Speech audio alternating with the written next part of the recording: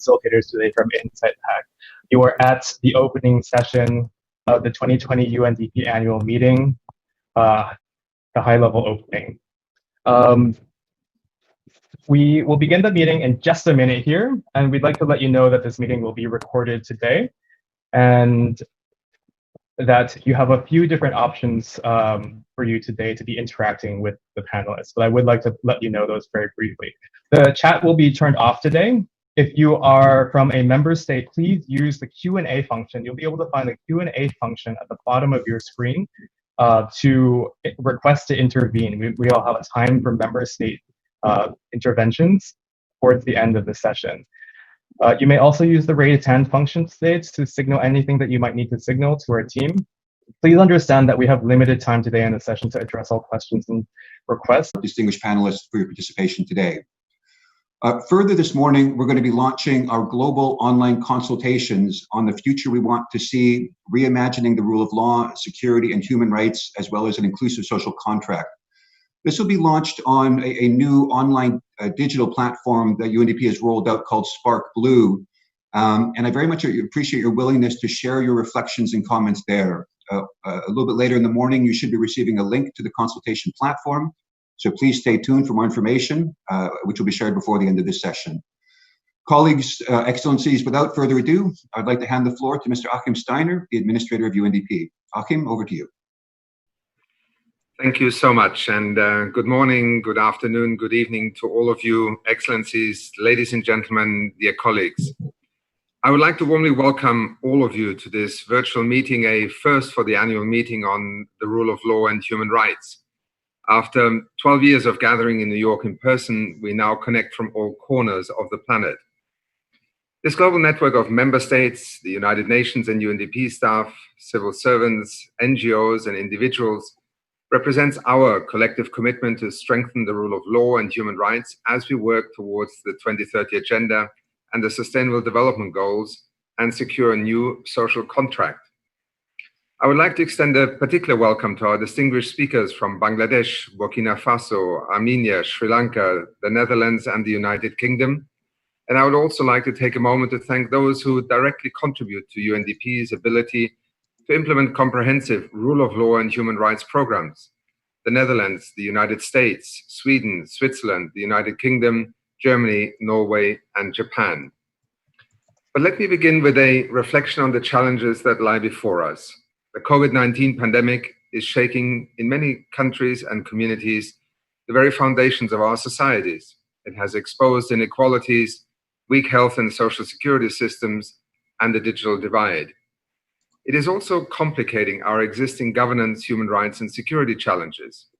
We have seen governance by coercion, control, and consent in various combinations, and violence against women has spiked dramatically in the wake of global lockdowns.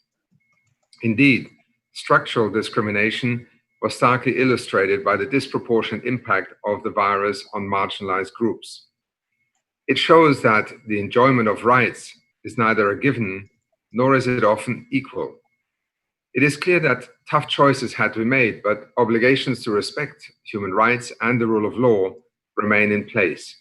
This is not purely a legal requirement, but a value-based approach which grounds the well-being of our societies and communities.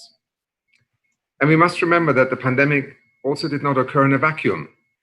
We were already seeing searing divisions in the political discourse, racism and exclusion, and the erosion of trust. In particular, I see at the moment three main trends in this area. Firstly, voter turnout has fallen by a massive 10% since the beginning of the 1990s. Some may argue that the public is voting with its feet when it comes to expressing faith in the electoral process. However, at the same time, there are positive developments. One global poll suggests that trust in governments has risen by 11 points to an all-time high of 65% during the pandemic. Secondly, we have seen increasing demands for socioeconomic justice and accountability for human rights violations. In 2018 and 2019 alone, millions of people in more than 60 countries, from Chile to Sudan to France, came onto the streets to make their voices heard on a range of social, economic, and political concerns. As UNDP's 2019 Human Development Report put it, inequality was a common thread. And the current anti-racism protests worldwide have brought calls for accountability, justice, and the rule of law to the very forefront of our thinking. And thirdly, conflicts and instability in many parts of the world intensified, continuing to cause untold human suffering. And forced displacement continued to reach new record numbers in 2019, a record nearly 80 million people. It could be said that the COVID-19 crisis has played out in this theater of risks.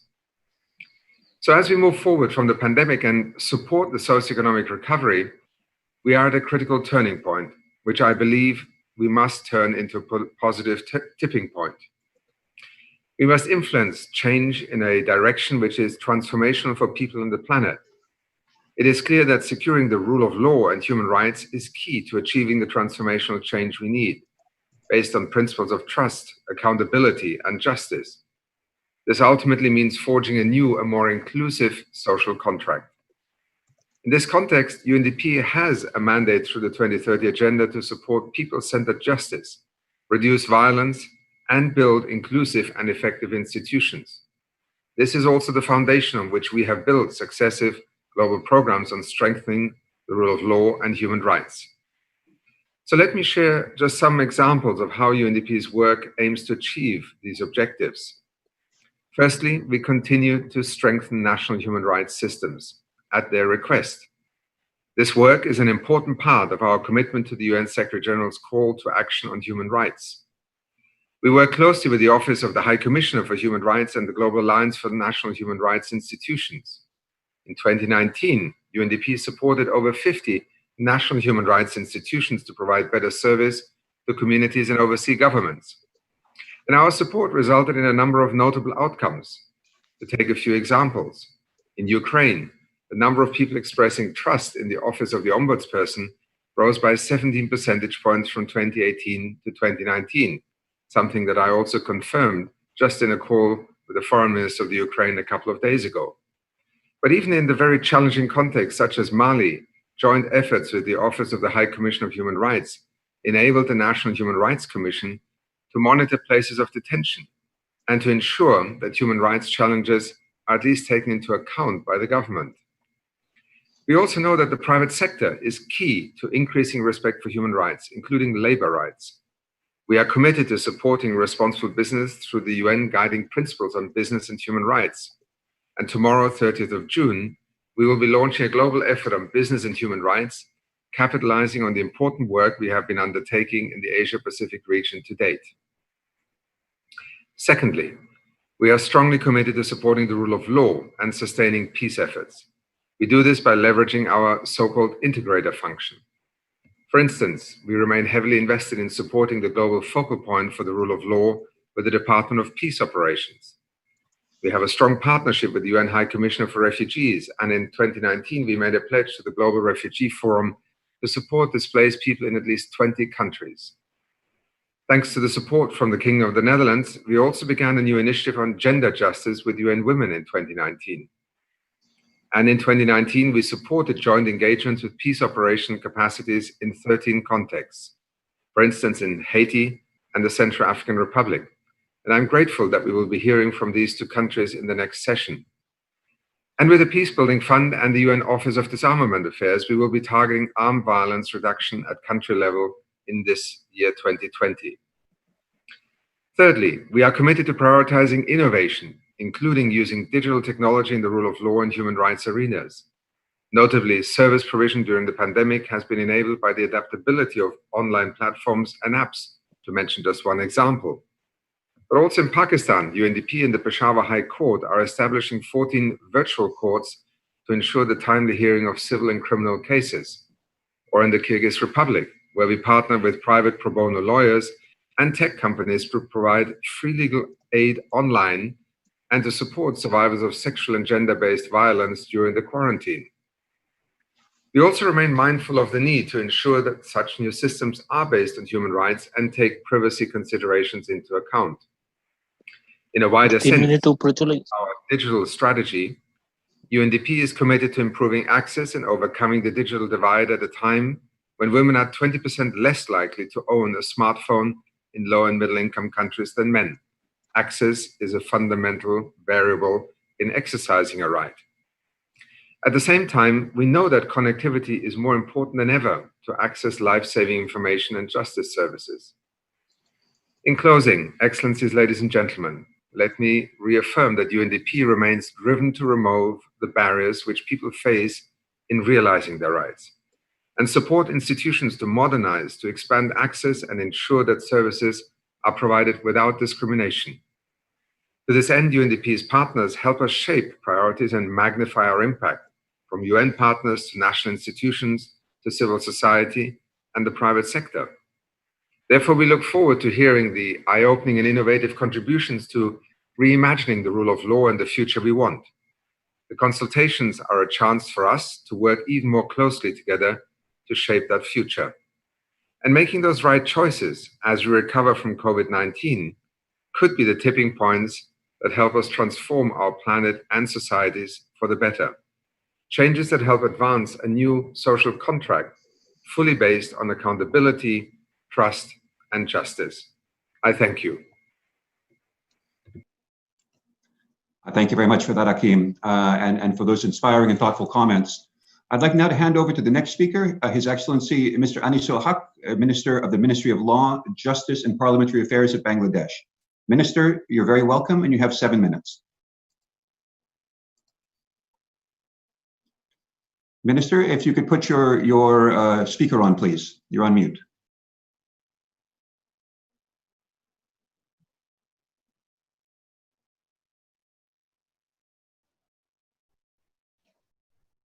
Greetings. I think I'm being heard now. Thank you. Greetings and a very good evening from Dhaka. I'm honored and pleased to be speaking at the United Nations Development Programme Annual Meeting 2020's opening session.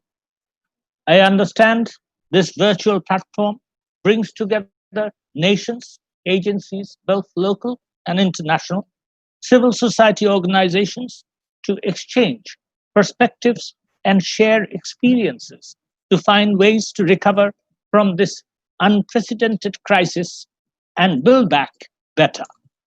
I believe sharing perspective and learning from each other has an immense value, particularly given our predicament.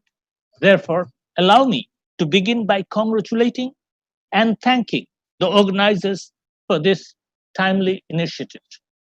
The unprecedented situation created by COVID-19 has had a direct impact on people's lives across the world. I'm sure all of us have felt it either directly or indirectly by now. A crisis which started as a health catastrophe by far has crippled economies, societies, and is fast becoming a human rights crisis. The consequences were not only unforeseen, but remain unpredictable. It is a threat or is threatening, and in some instances have disrupted the social contract. The constitution of a country is the highest order of social contract, where governments and citizens mutually reinforce each other. As in any legal instrument, both parties of the agreement have their duties and obligations, which needs to be upheld for a country to progress. In this instance, it means to recover from the pandemic, build back better, and get back on track with the targets of sustainable development goals. Thus, securing the social contract will require a whole of government and a whole of society approach. It will also have to go beyond just the realms of the rule of law and take a much more comprehensive approach. However, given the topic today, I will restrict myself to areas of the rule of law and human rights. I believe that every crisis, every disruption creates opportunities. In Bangladesh, we have tried our best to address the impacts of the pandemic while staying true to international human rights standards. Parallelly, tried to seize the opportunities it has presented fully. In my opinion, several factors helped us to do so. First and foremost is the resilience of our people. Second is our commitment made to stay on track on SDG targets and our investments made to strengthen institutional capacities in both human rights and justice sectors. Third is our ongoing efforts to digitize Bangladesh. Digital Bangladesh is the vision of our Honorable Prime Minister Sheikh Hasina. Despite the general holidays imposed by the government of Bangladesh to minimize the risk of spreading the virus, the demand to seek justice has been seen a steady increase. Incidents of non-payment of salaries, loss of jobs, retrenchments, domestic violence, bankruptcies, complaints related to human rights violations committed by law enforcement agencies and health sector officials meant more demands for redress. Besides, we had to address the demand for bail from under-trial prisoners. As we all know, living in confined and congested spaces for prolonged periods increases the probability of contracting the virus. And the 68 prisons across the country had an occupancy rate of 215% as of end of March warranted swift action.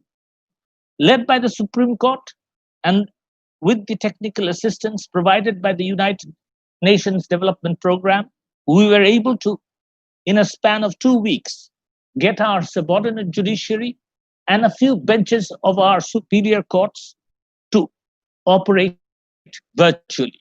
Thus far, we have progressed a long way in that area. They have heard bail applications and more eminent and pressing cases which needed to be addressed fast. And most importantly, it has reduced the prison population. Our special judicial tribunals, having jurisdiction over violence against women and children, have also performed exceptionally well during this time. We had addressed many problems that were very pressing at that point of time. We enacted an ordinance allowing courts to operate virtually, as the parliament was not in session at that time. We now want to maintain this momentum, institutionalize some of the best practices we have gathered during this period, and trigger a systematic transformation of the justice system. As an immediate first step, we intend to convert the temporary ordinance on the virtual court to a permanent law, which has already been started, which will then operate post-COVID. We have discussed the urgency of this law, and we have already placed the report of the Parliamentary Standing Committee in the Parliament this morning. We hope it will help reduce costs and at the same time save time in resolving cases and increase the efficiency in dispensing justice, thereby leading to enhanced public trust in the formal justice delivery system. Having a platform for redress only solves part of the problem. Why do I say this? Because a functioning forum alone is not enough to ensure access to justice. Providing accurate information and supporting the service seekers, particularly the indigent, the marginalized groups, to access these forums are equally of importance. This is where our national legal and aid services play a pivotal role. Led by my ministry, we have installed helplines operating around the clock 24/7 to provide help to anyone in need of information on any legal advice. To me, this is upholding and reinforcing the social contract. Beyond COVID, we hope to expand the scope of legal aid and make it more accessible by linking it with some of our grassroots institutions.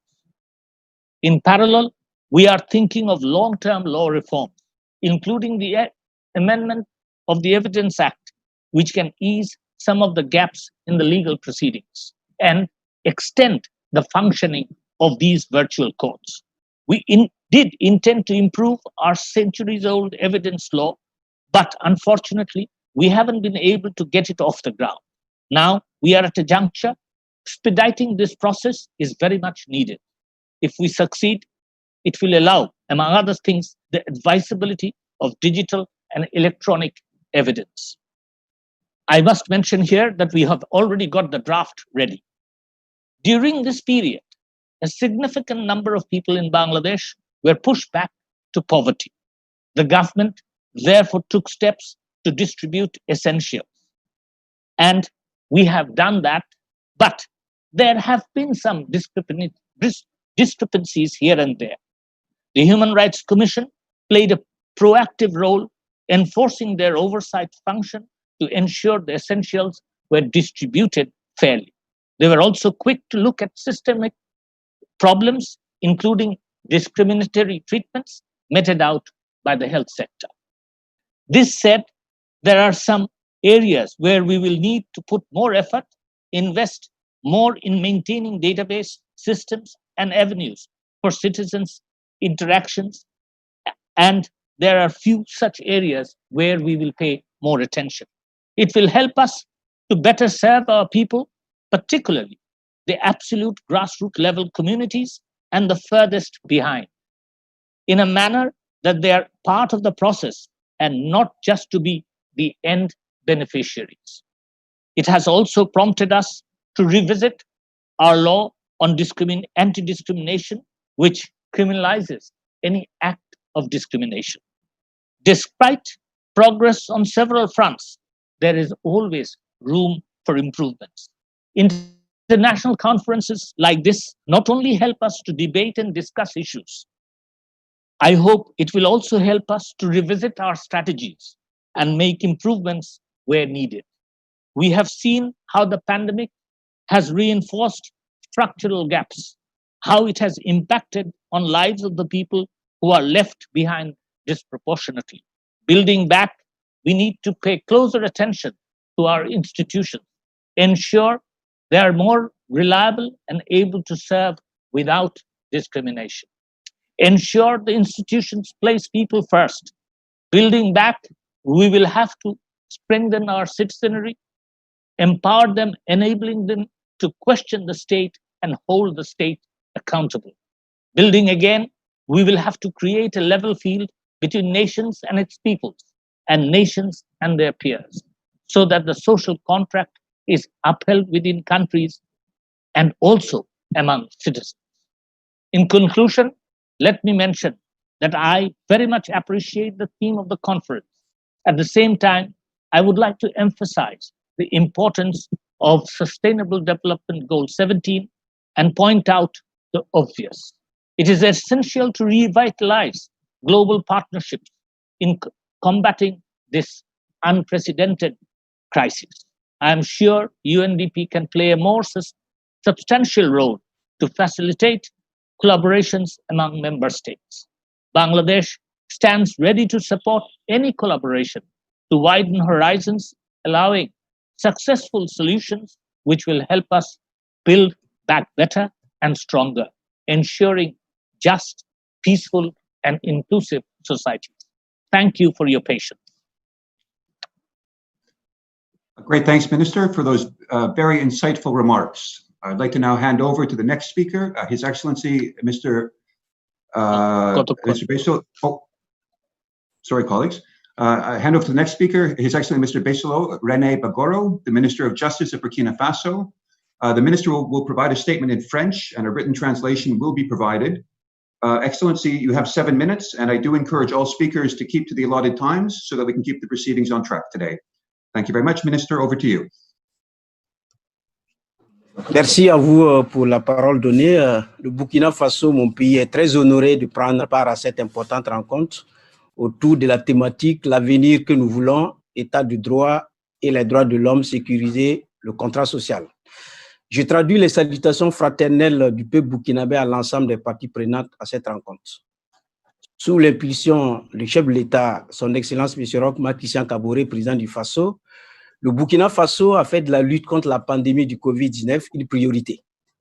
Dès l'apparition de la pandémie du Covid-19 dans le monde, le gouvernement burkinabé a mis en place un comité national de riposte chargé d'assurer la surveillance des ripostes de la maladie à travers le déroulement d'un plan de riposte. À l'annonce du premier cas constaté le 9 mars 2020, des mesures ont été prises. Ces mesures ont porté entre autres sur la fermeture des lieux de culte, des écoles, des marchés et des frontières, l'interdiction de tout rassemblement de plus de 50 personnes, la mise en quarantaine de toutes les villes ayant enregistré au moins un cas testé positif au Covid-19, l'instauration d'un couvre-feu pendant la nuit, la gratuité ou l'allègement des prix des produits de consommation de base au profit de la population comme l'eau et l'électricité, l'allègement fiscal au profit des entreprises. Comme vous le voyez, si certaines de ces mesures ont eu pour but d'aider les populations, d'autres en tout cas ont eu pour but aussi de restreindre leurs libertés.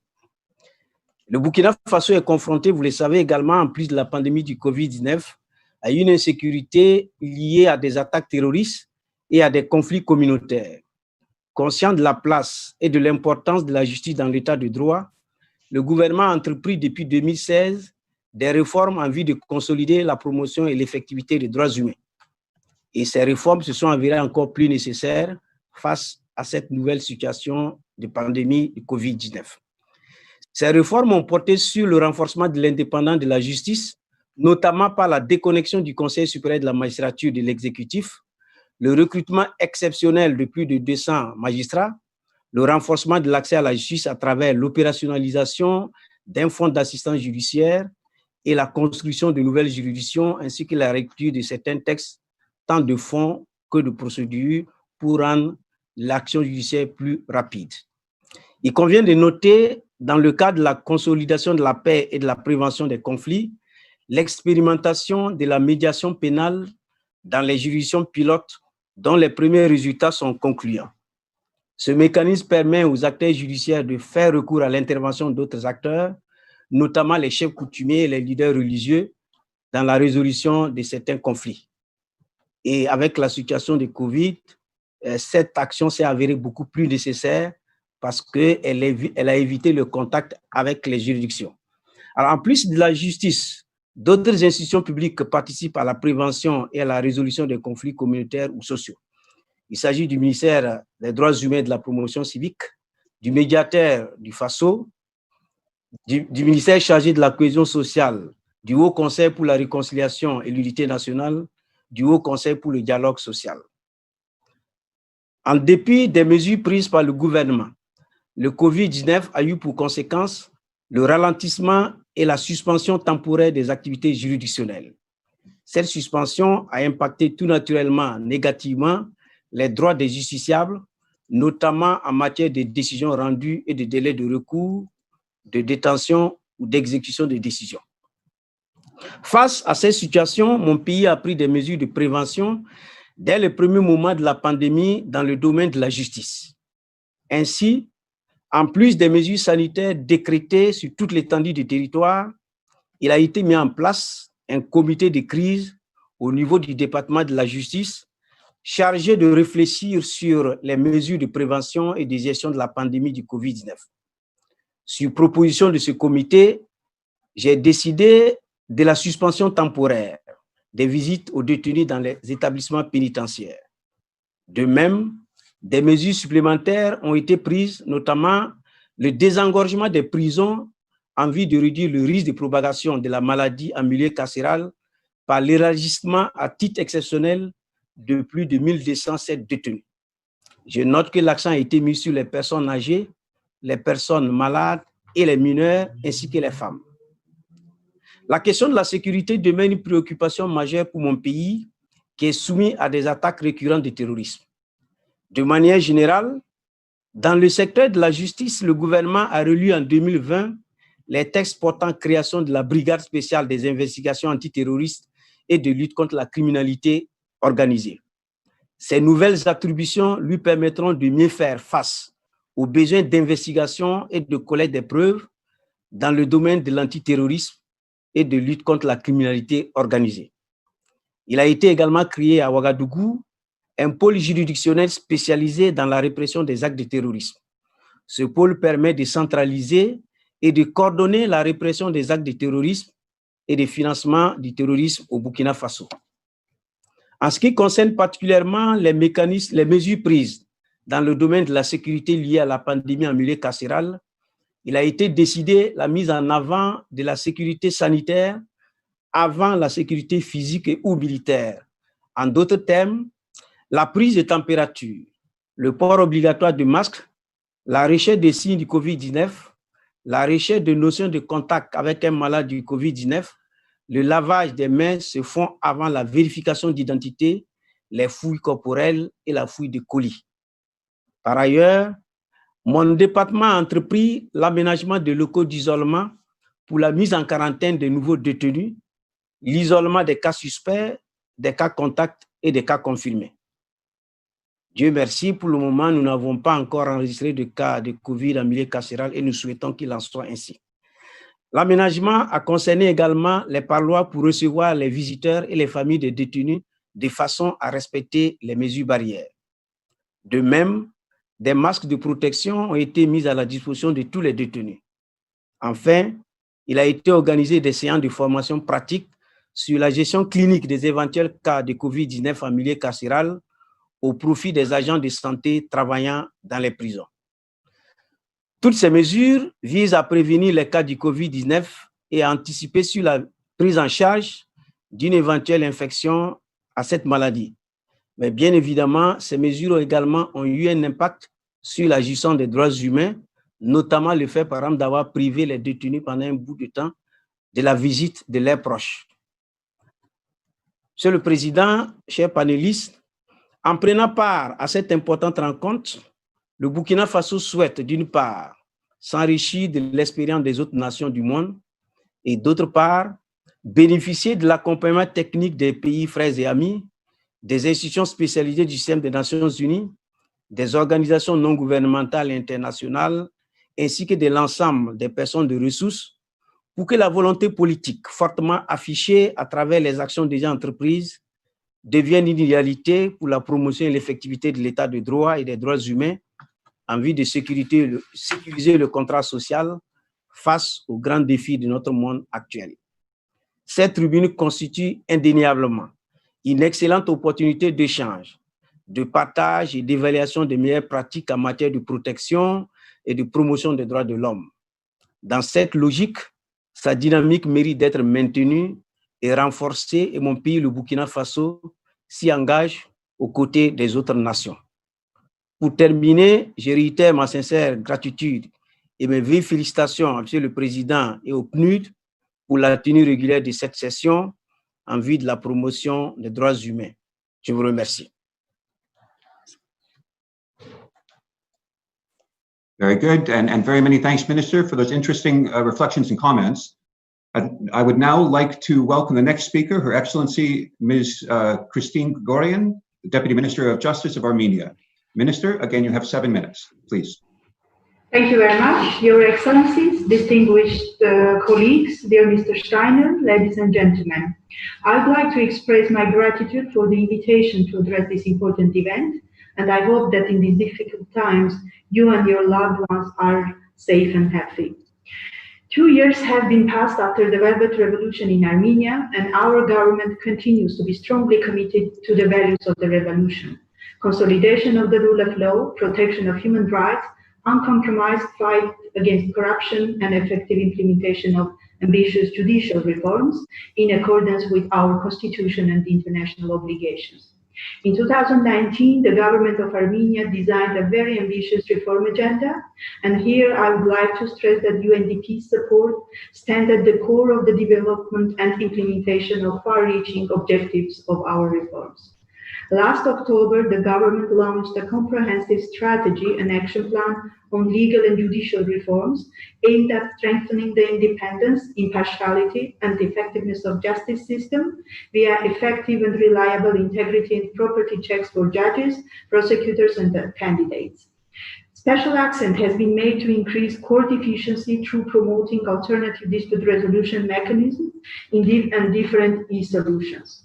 Anti-corruption reform strategy and 3 years action plan was adopted last year, which sets the architecture of national anti-corruption institutional framework, conceptualizing effective exercise and synergy of preventive, investigative, and punitive powers.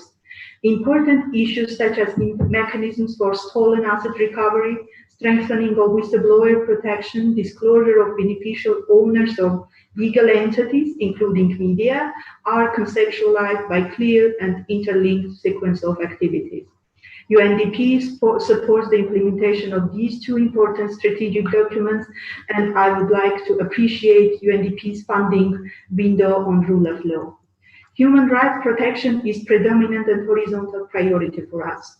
Last December, the government adopted the National Human Rights Strategy and 3-year action plan, targeting enhanced torture prevention, effective anti-discrimination policy, protective and preventive mechanisms for tackling domestic violence and ensuring gender equality, defining liability for hate speech, as well as social and labor rights protection mechanisms, enhancing media transparency. UNDP provided technical assistance to elaboration process of strategic documents and now supports the government the creation of an innovative tool for accountability and transparency of implementation process. The reform of law enforcement is another important direction of institutional changes in my country. This April, the government approved police reform strategy and action plan for the next 3 years. The goal is to transform Soviet-style police into a technically sophisticated and reputable system with high integrity and sustainable to modern challenges, and also to create an image of new police officer which complies with democratic values.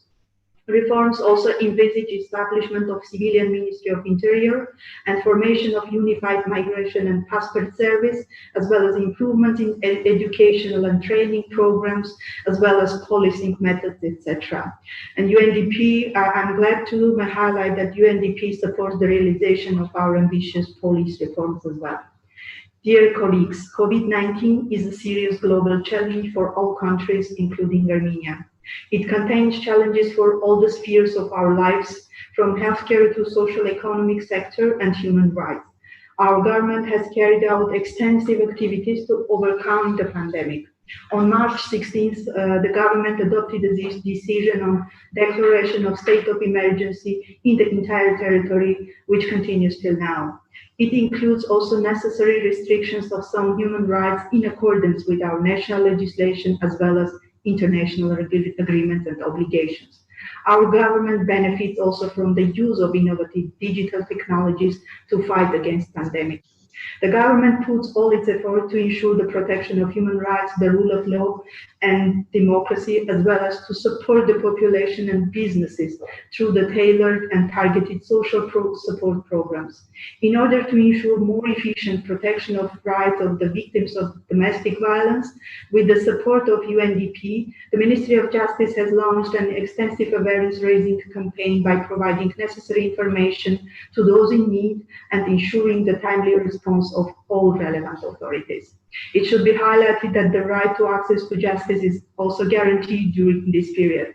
Courts, law enforcement authorities, as well as public service delivery continue to provide remote services at the extent possible. In this pandemic situation, our objective to digitize the activities and services as much as it is possible becomes the highest priority for us.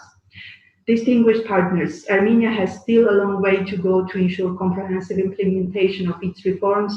It's true that we are adapting our agenda to this situation, but we are not stepping back since the government has political will and determination as well as public support to move forward.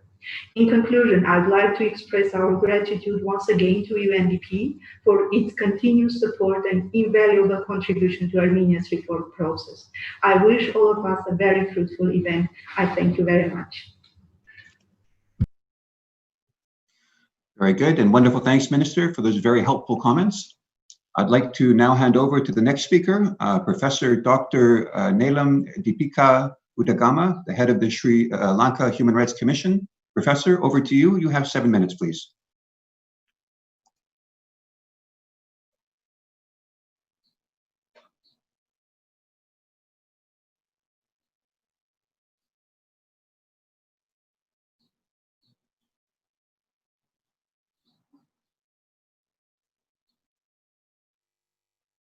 If we can have the professors, there we go, ready to go. Yes, thank you. I'm sorry about that delay. Thank you very much for that opportunity. There was a little technical hitch. Excellencies, distinguished delegates, ladies and gentlemen, First of all, I wish to thank UNDP for this opportunity and congratulate you on your the annual meeting today. I think the theme is absolutely topical, and it's really a pleasure to be a part of it and to be able to share a few thoughts and ideas.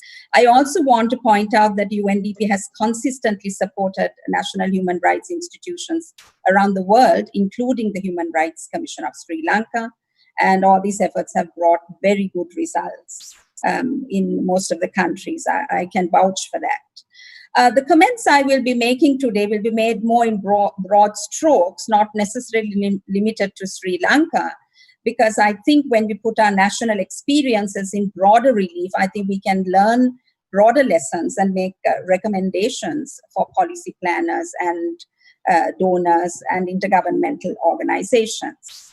So as all of us would agree, the COVID-19 pandemic opened up a unique opportunity to us, the silver lining in a very dark cloud, to take a meaningful pause from the strange and destructive lives we were leading, destroying quite a lot on our path, the environment, and harming ourselves and other species, and to reflect on necessary course correction. And I think we have to grasp the opportunity, because there are so many occasions when such opportunities arise and we tend to let them go.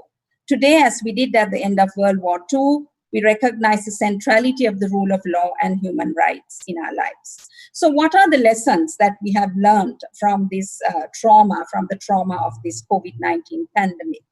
If I were to submit my own humble opinion, I can identify three major lessons that we have learned. At least I think that these are the lessons I have learned. One is the horrors of discrimination and marginalization. I think what we've known all along to be the horrible effects of discrimination and marginalization has been amplified and has been revealed to us in an extremely stark manner. We learned that discrimination not only deprives people of life opportunities, but then you fall more ill than others. Your bodies are weaker, you die, you are killed in more ways than one.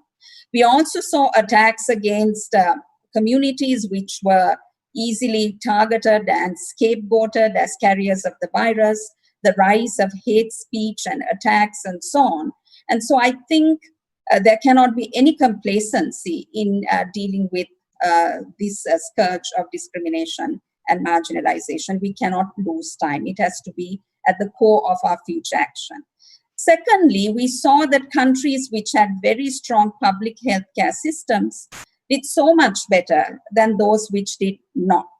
And I think the lesson learned there is that services linked to basic needs, such as healthcare, sanitation, water provision, education, electricity, and so on, cannot be left solely to market forces. They are not just business propositions. So governments must adopt good social policies and create gentle societies with safety nets. That's absolutely essential, and that's a lesson that we've learned. Sri Lanka, with all its problems, had invested in very good public healthcare system for decades now. And I think it's as a result of that we have done quite well during the pandemic. The death rate has been very low and so on. The third is that nature is supreme. We cannot delude ourselves into thinking that we can mock and tinker around with our natural environment and hope to live healthy and fulfilling lives. I think we must be humble enough to recognize that this must be a golden thread that runs through all our efforts. So then how do we change things? What is course correction? That is where the forging of new social contracts it's of the essence. In the recent past, we saw strange social contracts being forged, interestingly, through free and fair elections and popular participation. Some of the social contracts were supremacist and exclusivist. Some diluted the rule of law and human rights. Yet others asked for national security types of states. So you find this contradiction of using democratic methods to defeat democratic ideals. And so a new model of a social contract is needed to fashion an ideal normal and not to go with the new normal as a given. I think we need to start talking about an ideal normal. I also think that there must be a new global covenant which needs to reorder our priorities, not to think of new priorities, maybe there are, but specifically to reorder our priorities. So in my opinion, the ideal social contract should include, one, there must be an entrenchment of the rule of law, including the idea of constitutionalism. It's very important to recognize that the Constitution is the supreme law of the land, and ideally the Constitution must recognize all the important features of democracy. There must be a respect for the rule of law in the sense of checks and balances, respect for independent institutions, and indeed access to justice on the part of particularly the marginalized and so on, and systems simplified, including the promotion of alternative dispute resolution methods. Secondly, there must be commitment to an inclusive social order. It goes without saying. Equality and non-discrimination must be a part of the basic structure of governance, not just a principle. SDG 10 must be an overarching principle, not just one goal. All the other goals must really be achieved with the application of the principle of non-discrimination and equality. And we must also work towards broadening the grounds of non-discrimination. And thirdly, the social contract must be necessarily couched in human rights terms. However, what I want to emphasize here is that there must be particular emphasis on the principle of indivisibility of rights. We've seen how grand social contracts are forged, whereby only civil and political rights are privileged. And this is a mistake, as we have seen during this COVID period. This pandemic, more than anything else, taught us the need to recognize the importance of guarantees of economic and social rights through the rule of law. We need small and restrained government where civil and political rights are concerned, but we should not apologize for wanting big government, strong government when it comes to realizing economic and social rights, such as the right to accessing adequate health care. Sri Lanka's excellent social indicators have come about because of investments in public health and education system, as I said earlier. However, there is still a reluctance on the part of some influential thinkers to look at these systems from a rights perspective. There is reluctance to include economic and social rights guarantees in the Constitution, and there is a sense that welfareism is sufficient. I think that is a major mistake because it doesn't accord with human realities. And finally, last but not least, environment protection must be an overarching principle of the new social contract. It cannot be a footnote or a peripheral consideration. It must be a core principle of governance. SDGs 11 to 15 must be thought of as a bundle that focuses on one overarching goal. So finally, I think this new call for an ideal normal is really about humanizing governance. It's about humanizing all spheres of a human activity. We must humanize healthcare, we must humanize education, we must humanize labor, etc., etc. So who will carry this message forward and help us forge a new social contract? Certainly social movements. And I think we all have to recognize that. However, having said that, I would also say that the private sector, business sector is very important. So all actors in society, be it public or private, must recognize this as the ideal normal, and that is about humanizing governance and humanizing our societies. I thank you very, very much and wish for the UNDP very constructive deliberations at this event. Thank you very much.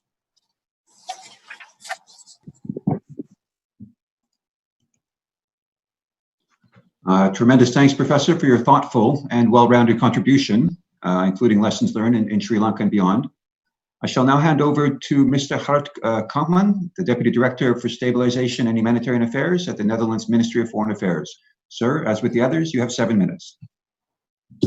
Thank you very much, and good afternoon from The Hague. I'm happy that despite the crisis we're facing, today modern technology allows us to have this important UNDP Rule of Law annual meeting. It's really an honor to be able to address you today. The Kingdom of the Netherlands has been a strong supporter of UNDP's global program since its inception. We commend you for your work and for this meeting, and gathering such an impressive panel of speakers. The title of this meeting refers to the future we want to see and the importance of the social contract. Indeed, we see the social contract and public trust coming under strain in many different ways, as countries, including the Netherlands, struggle to deal with the health challenges and the economic fallout related to COVID-19. The current crisis has exacerbated vulnerabilities, highlighted inequalities, and increased the pressure on human rights. Those who were far behind risk falling even further behind. The combination of repressive measures by security forces and unfair distribution of resources is a highly dangerous mix. Justice needs to play an essential role in ensuring fairness in the current context. Fairness in terms of protection against repressive measures, fairness in terms of distribution of resources and social services, and fairness in terms of disputes that will inevitably follow. Without delivering on justice, the social contract can unravel. In this respect, justice should be viewed as an essential service. It is key to building trust in government. We only have to look around us to see social unrest that discrimination combined with economic hardship can bring. In a recent survey of 270 justice leaders carried out by the Hague Institute for Innovating Law, 60% interviewed in the Middle East and North Africa and Sub-Saharan Africa feared that the current crisis may lead to violence. Designing an effective global response is a daunting task. Building back better, as the Secretary General has called on us to do, is an even more daunting task. Legal disputes are on the rise as part of this crisis, and we need to think about how best to address these before they exacerbate. To build back better, we will need to do things differently. In the current situation, formal court proceedings have faced delays and difficulties due to closures, but online or digital procedures and provision of legal aid have taken on a new importance. This also creates space for innovation and new ways of working. Fortunately, we already had a roadmap before this crisis. This roadmap takes the form of the Sustainable Development Goals. These are even more important now. People-centered justice. As the Netherlands, we have strongly invested in SDG 16, with a particular emphasis on SDG 16.3, equal justice for all. Our Minister of Foreign Trade and International Cooperation, Mrs. Sigrid Kaag, co-chaired the International Task Force on Justice last year. The task force produced an important report, Justice for All. A conference we held in 2019 resulted in the Hague Declaration on Access to Justice for All, and it puts people and their legal needs firmly at the center of our approach. This is what we believe is needed for the social contract. We are continuing this work. In our internal strategy, we seek to promote people-centered justice in cooperation with at least 5 countries, based on evidence of successful approaches and data of justice needs. We have targets of the numbers of people we want to reach, 50% of which must be women. We'll focus on those furthest behind, including children, women, IDPs, refugees and migrants, detainees, and victims of massive human rights violations. Too long, justice systems have been serving the few rather than the many. These groups often face structural injustices which have to be addressed. Lastly, we want to continue to build a global community of countries that commit to promoting SDG 16.3. Through support to the Centre on International Cooperation and other partners, will help us to organize regional and global meetings of ministers of justice, including those here with us on this panel. Through building this community, we seek to make people-centered justice the new normal, or perhaps we should indeed rather speak of the improved normal, as Dr. Udagama suggested. A key message of this meeting is the need to strengthen partnerships to face the current challenges. And UNDP is an essential partner to us in this work. Through the global program, you are working in many countries on people-centered justice. We welcome these efforts and look forward to continuing our support. We also welcome our partnership with UN Women, as was just mentioned by Dr. Steiner. and with the Executive Office of the Secretary General through the global focal points. This will enable us to reach more women and to achieve greater coherence on these issues within the UN system, as was also underlined by Security Council Resolution 2447, which was adopted in 2018 on integrated UN support of police, justice, and correctional sectors, a resolution that was co-sponsored by the Netherlands. But these partnerships can also and should also be between governance, civil society, and the private sector. And we are really pleased that these partnerships are also on this meeting's agenda. In these challenging times, some important milestones are coming up, such as the 75th anniversary of the UN. Let us all resolve to keep justice at the center of our quest to build back better, and to keep making commitments on that occasion and others to make SDG 16.3 a reality. A more just, inclusive, and peaceful world is the future we want. Thank you for your attention.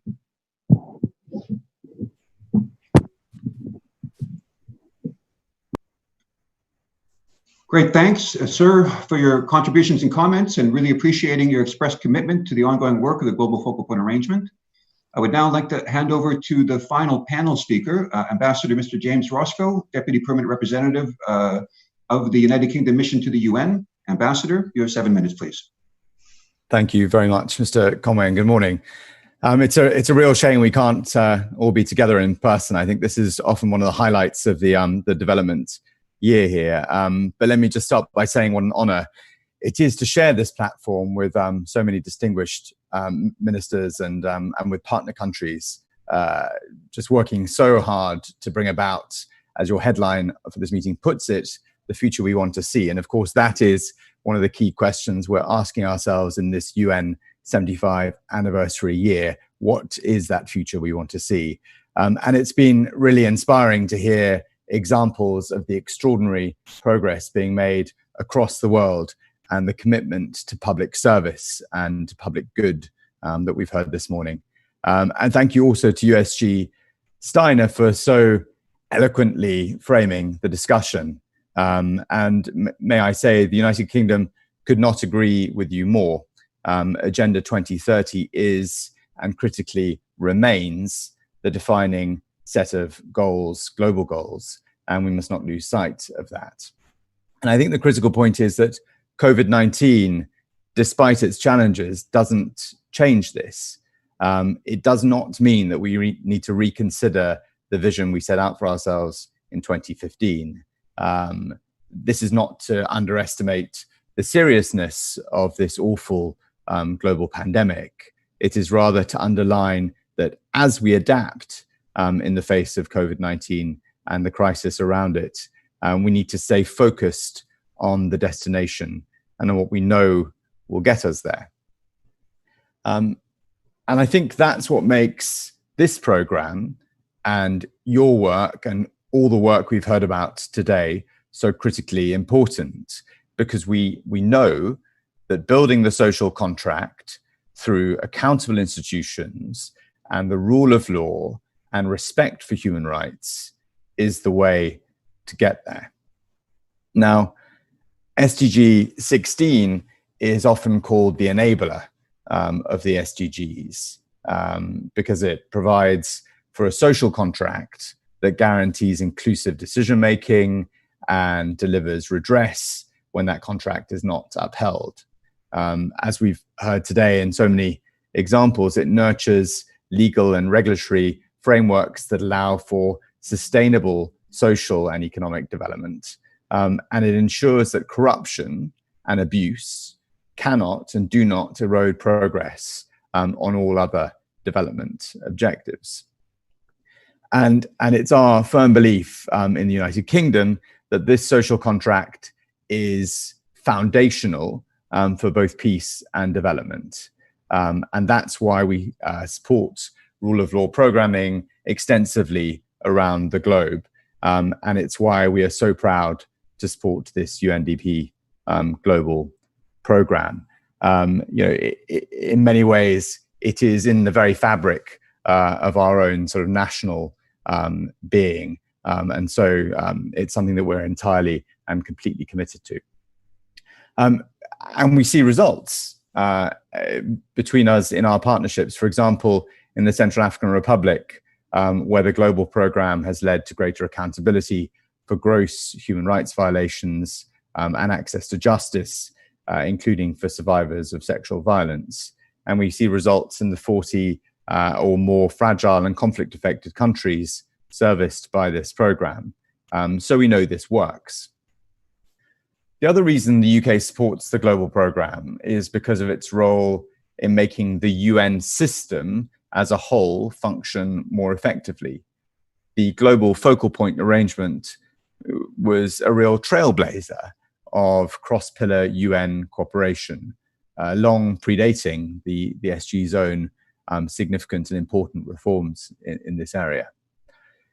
The UK was one of the first member states to earmark funding for the work of the GFP within the global program. And we have continued to this day to provide funding for the GFP core operations, including deployments of expertise and catalytic funding for new programs. So we're particularly satisfied with the efforts of the GFP to foster integration across the UN system and promote joint programming and to bring together its partners to better assist national authorities, including in such places as Haiti, in Mali, Libya, and Somalia. And like the Secretary General, we want to see more of this because we see that it works. The post-COVID path ahead will not be easy. Countries will have suffered severe setbacks. Global ODA will be in shorter supply, and sustaining cooperation across the UN system may not be easy. And so to conclude, I just want to reiterate my three key thoughts this morning. The first is, let's commit to keeping this agenda front and center. It will be all too easy in the period ahead to become distracted, to see this as an additional extra or an add-on. It is absolutely critical and needs to stay at the heart of everything we do. Let's adapt our responses, but not lose sight of our goal. So we are going to have to do things differently. And the brilliant example from Bangladesh of doing virtual court proceedings is a good example. We're doing that in the UK as well. So let's get ready to adapt, but we've set our goals, we've set our agenda, let's stick to it. Let's continue to build on the progress made to deliver coherent and joined up support from UN headquarters to the field where it's needed most. And let me end by wishing you and all participating today the best over this coming week or so. This is a once-a-year moment for UNDP and its partners to get together for deep strategic dialogue on this agenda. So good luck and thank you.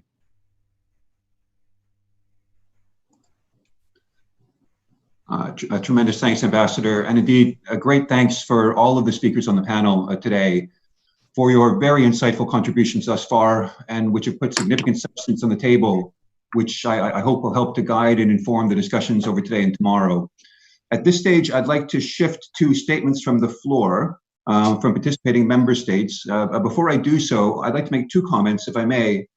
First, on gender balance. We had aimed for a fully balanced panel amongst the speakers, but we did have some last-minute changes, which meant that we did fall short. And I just felt it was important to highlight that fact that it is both a principle and a policy of UNDP to ensure that panels are gender balanced. But again, because of the last-minute challenges, we were unable to do so fully in this case. Second point, on the use of face masks, you will see that some participants are wearing masks and others are not. And I just wanted to ensure you that participants who are in rooms with others are wearing masks. And those of us that are not wearing masks are sitting on our own in socially distanced or isolated situations, respecting the seriousness with which we're taking the current situation and efforts to mitigate. Colleagues, we've taken a running list of member states and partners who have asked to speak from the floor. And with the remaining time that we have allocated for us, we have 20 minutes left in this session. We're able to take comments at this time from 4 partners, including the governments of Japan, Sweden, Germany, and from IDLO. Given the available time, I'd like to request of these speakers if they could keep their comments to a maximum of 2 minutes in order to be able to conclude this session within its allotted time. So without further ado, I give the floor to His Excellency, the Assistant Vice Minister of Justice from the Government of Japan. Sir, over to you. Thank you, Excellencies, distinguished delegates, greetings from Tokyo, Japan. Hope you're hearing me. At the outset, I'd like to commend the UNDP for organizing this meeting, and I would also like to thank the administrator, Mr. Steiner, for his leadership in convening this meeting at this very difficult but yet very critical time of serious challenges. Now, the current COVID-19 pandemic is not just a health crisis. It's a human security crisis that affects society as a whole and has a serious impact on the lives of vulnerable people. Japan dearly welcomes the work of the UNDP, especially its leading role in supporting the efforts of the member states to address the socio-economic impact of COVID-19. In recognition of the UNDP's important role, Japan recently made a contribution of $63.6 million to the UNDP project for COVID-19 responses. This pandemic exposed the structural inequalities in societies and lack of capacity of government to effectively respond to the situation. There are worrying signs of threatening social cohesion and restrictions imposed in the name of emergency measures that undermine the rule of law and raises human rights concerns. These factors are putting the rule of law at stake around the world. In order to preserve the rule of law, we must advance SDG 16, which underscores the critical importance of building effective, accountable, and inclusive institutions. And for the rule of law to permeate society, fostering a public trust and respect for the rule of law, in other words, fostering a culture of lawfulness, is also very important. The COVID-19 pandemic has exposed the social divide and the vulnerability of societies that lacks trust in the rule of law. So in order to overcome this crisis and build back better, the relationship between the people and the government must be reinforced by public trust in and respect for the rule of law. Against this background, Japan is enhancing its collaboration with the UNDP through its global program of the rule of law and human rights. With our contributions to the global program, Japan very much wishes to explore synergies with its rule of law, assistance, and initiative in the thematic areas such as access to justice and youth empowerment. Japan remains committed to the recovery of the international community from this current global crisis and towards achievement of the SDGs. I thank you very much for your attention. Thank you. Thank you very much to the government of Japan. I'd like to move to the Ambassador, Deputy Permanent Representative of Sweden to the United Nations from the Permanent Mission of Sweden. Sir, over to you. Thank you. Thank the organizers for this timely annual meeting. The pandemic and its accompanying crises have clearly demonstrated how important it is that we stay focused on the rule of law, human rights, and governance. Stronger systems, structures, and institutions for increased respect for human rights, democratic development, and rule of law will be critical for building back better. Sweden is a proud and long-standing partner of the global program. Over the years, the program has built invaluable experience on how to strengthen human rights and justice in support of sustained peace in contexts of fragility and beyond. It serves as a connector of the UN system and also within UNDP. And it helps UNDP to leverage its unique role as a manager of development efforts to foster peaceful, just, and inclusive societies. During the pandemic, we have heard the disturbing reports of worsening structural discrimination, inequalities, and exclusion across the globe. This includes the alarming rise in gender-based violence. We encourage UNDP to use all its platforms to prevent gender-based violence, sexual abuse, and exploitation, and strengthen the voices and representation of women, including in the COVID-19 response. UN peace and security reforms have brought new opportunities to address the full agenda of sustainable peace, including human rights and rule of law. And we expect UNDP to take advantage of these opportunities and work across the system, sharing its rich knowledge and experience from years of engagement in program activities. And we also expect to see these areas well reflected in the UNDP's next strategic plan. In closing, let me just convey our special gratitude to Katie Thompson and her team in UNDP for arranging these annual consultations and for ensuring that UNDP continues to deliver on this important agenda. Thank you. Thank you very much, Ambassador.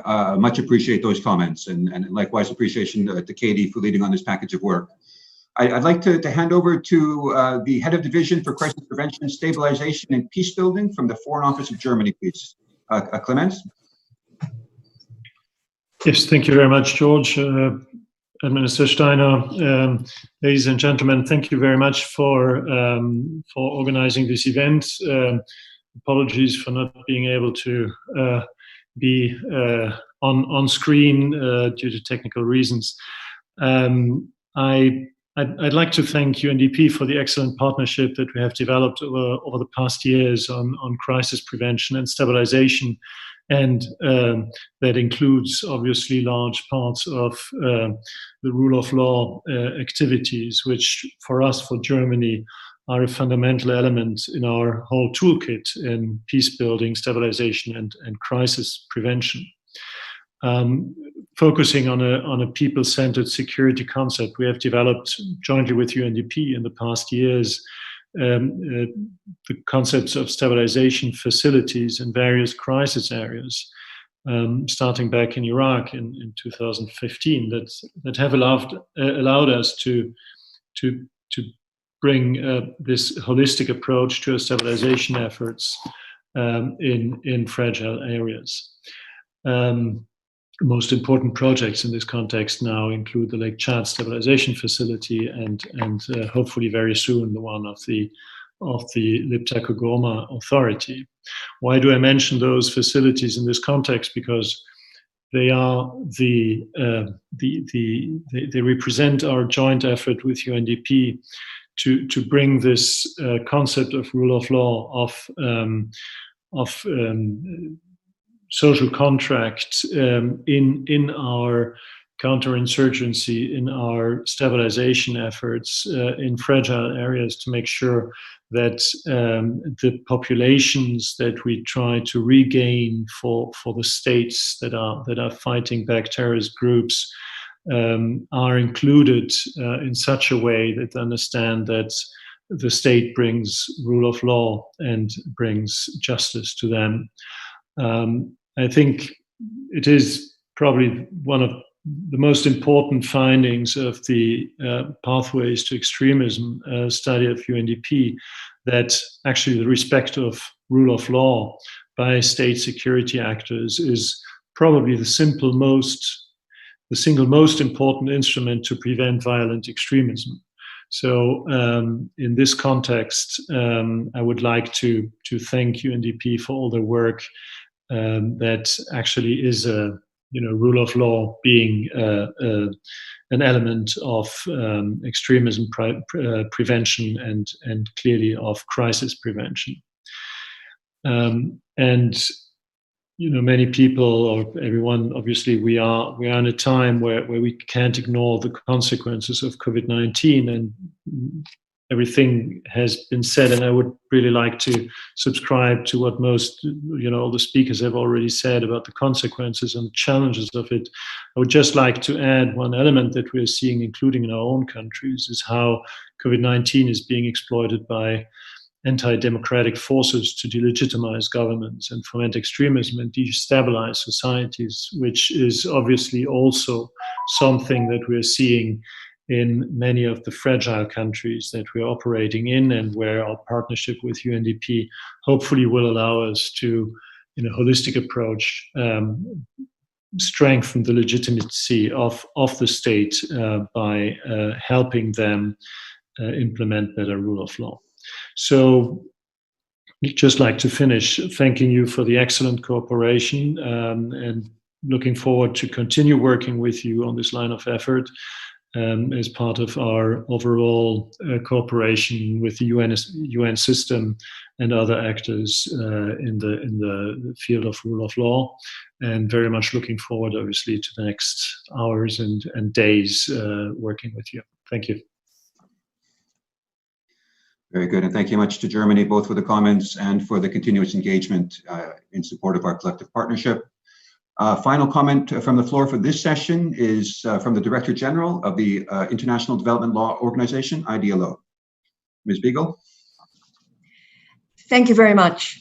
I would like to congratulate Akim and UNDP on your achievements in advancing the access to justice and the rule of law, and also for crafting such a timely and interesting program for this year's meeting. I'd also like to thank all the speakers for their very pertinent insights, and I think it's clear that we are at a critical turning point and that we need to make the right choices as we build back.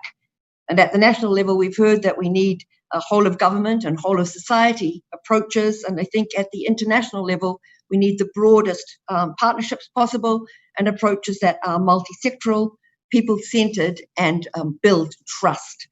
And for us at IDLO, which is an intergovernmental organization exclusively devoted to advancing the rule of law, we believe that the principles of equal protection and non-discrimination and the focus on rule of law, good governance, and effective institutions that form the core of SDG 16, and in fact cut across the entire 2030 agenda, must guide our efforts to mitigate the crisis and build back better.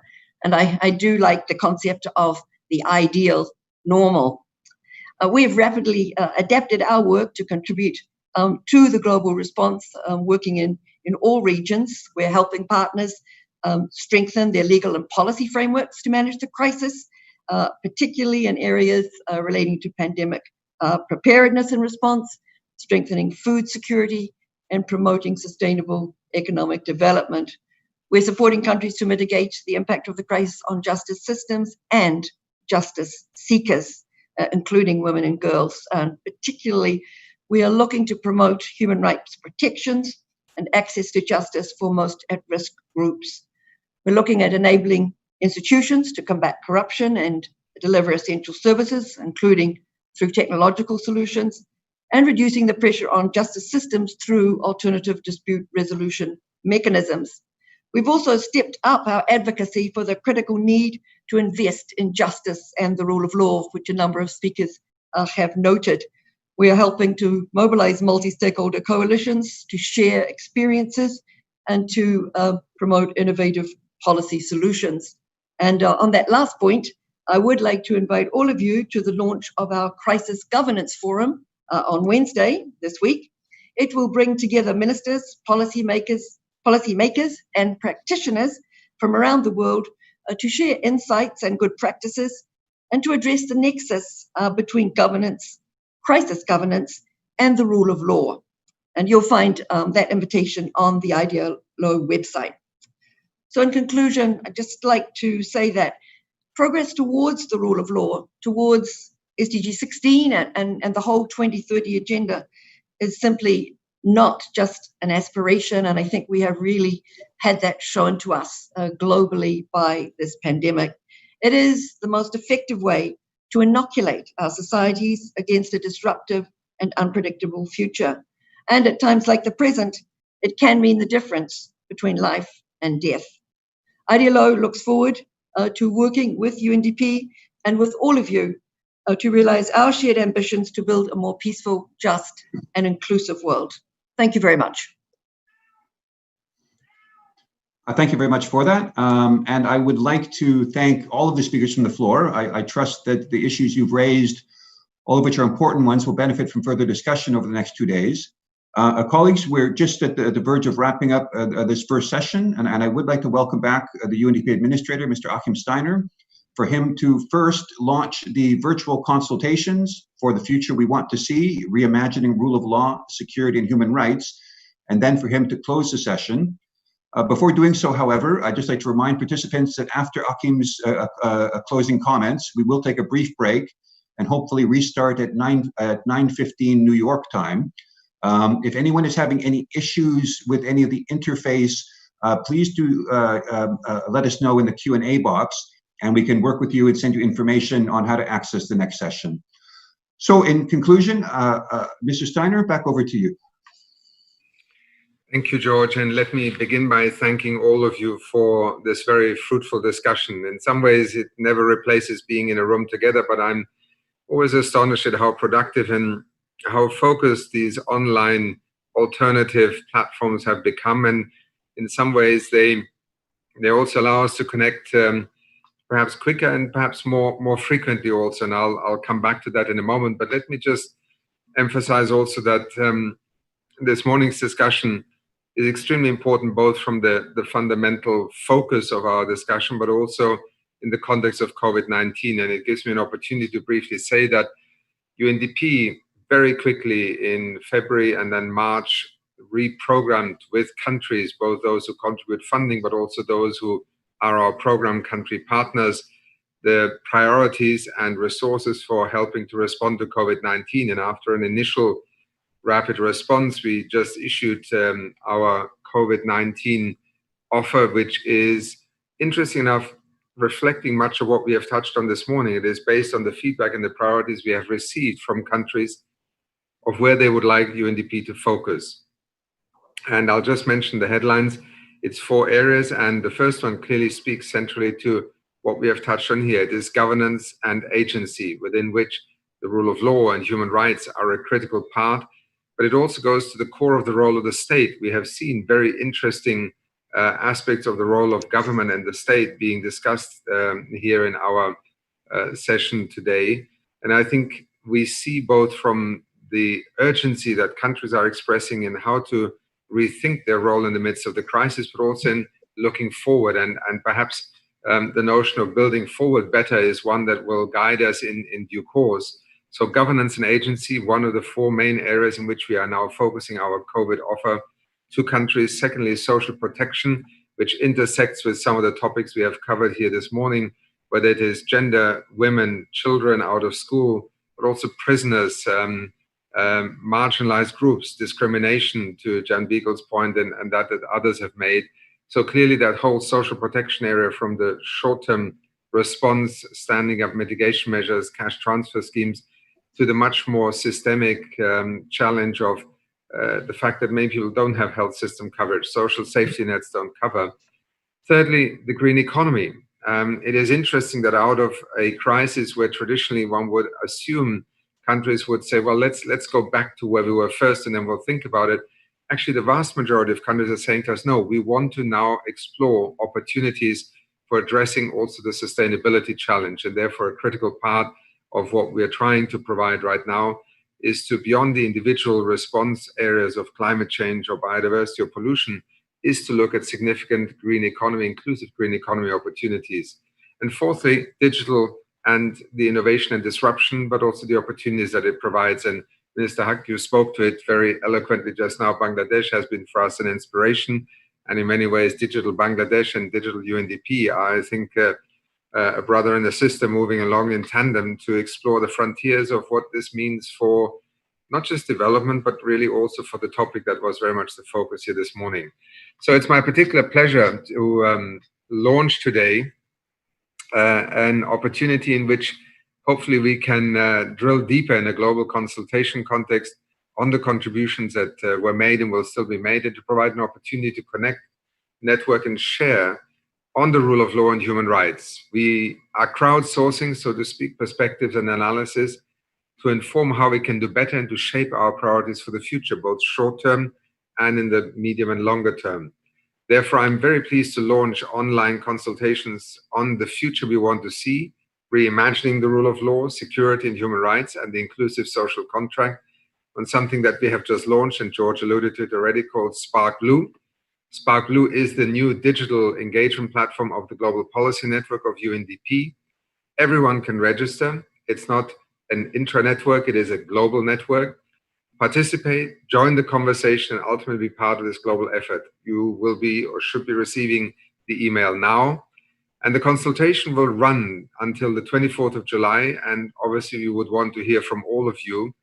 Please take time to share your feedback and experiences with us. This is how we will unlock our collective intelligence to support the decade of action for the Sustainable Development Goals. You can also find more information to the link that will appear on your screen now, or has just appeared. And with these remarks, I simply want to thank you again. And I want to also appreciate the fact that very often in this moment across the world today, there are many, literally millions, who are actually defending the very issues that we have been discussing here this morning, sometimes with great support of their community, of government, sometimes with the opposite being the case. And I want to, if you allow me, dedicate our discussion to them this morning. Thank you so much. Tremendous thanks, Administrator and colleagues. Thank you for a productive first session today. We will take a short break and reconvene at 1:15. Thank you very much for your contributions, and I look forward to a productive next set of sessions. Thank you.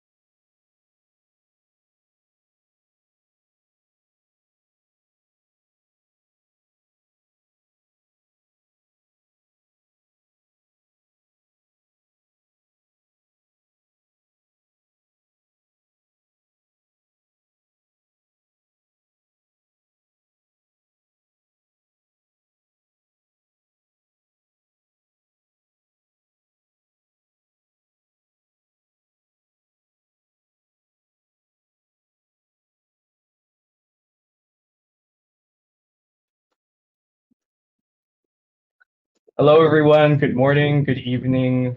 Welcome to you from wherever you're joining in the world today. My name is Hermes. I'm joined here by my colleague Irene from Insight Pact, and we are your technical facilitators for today's call.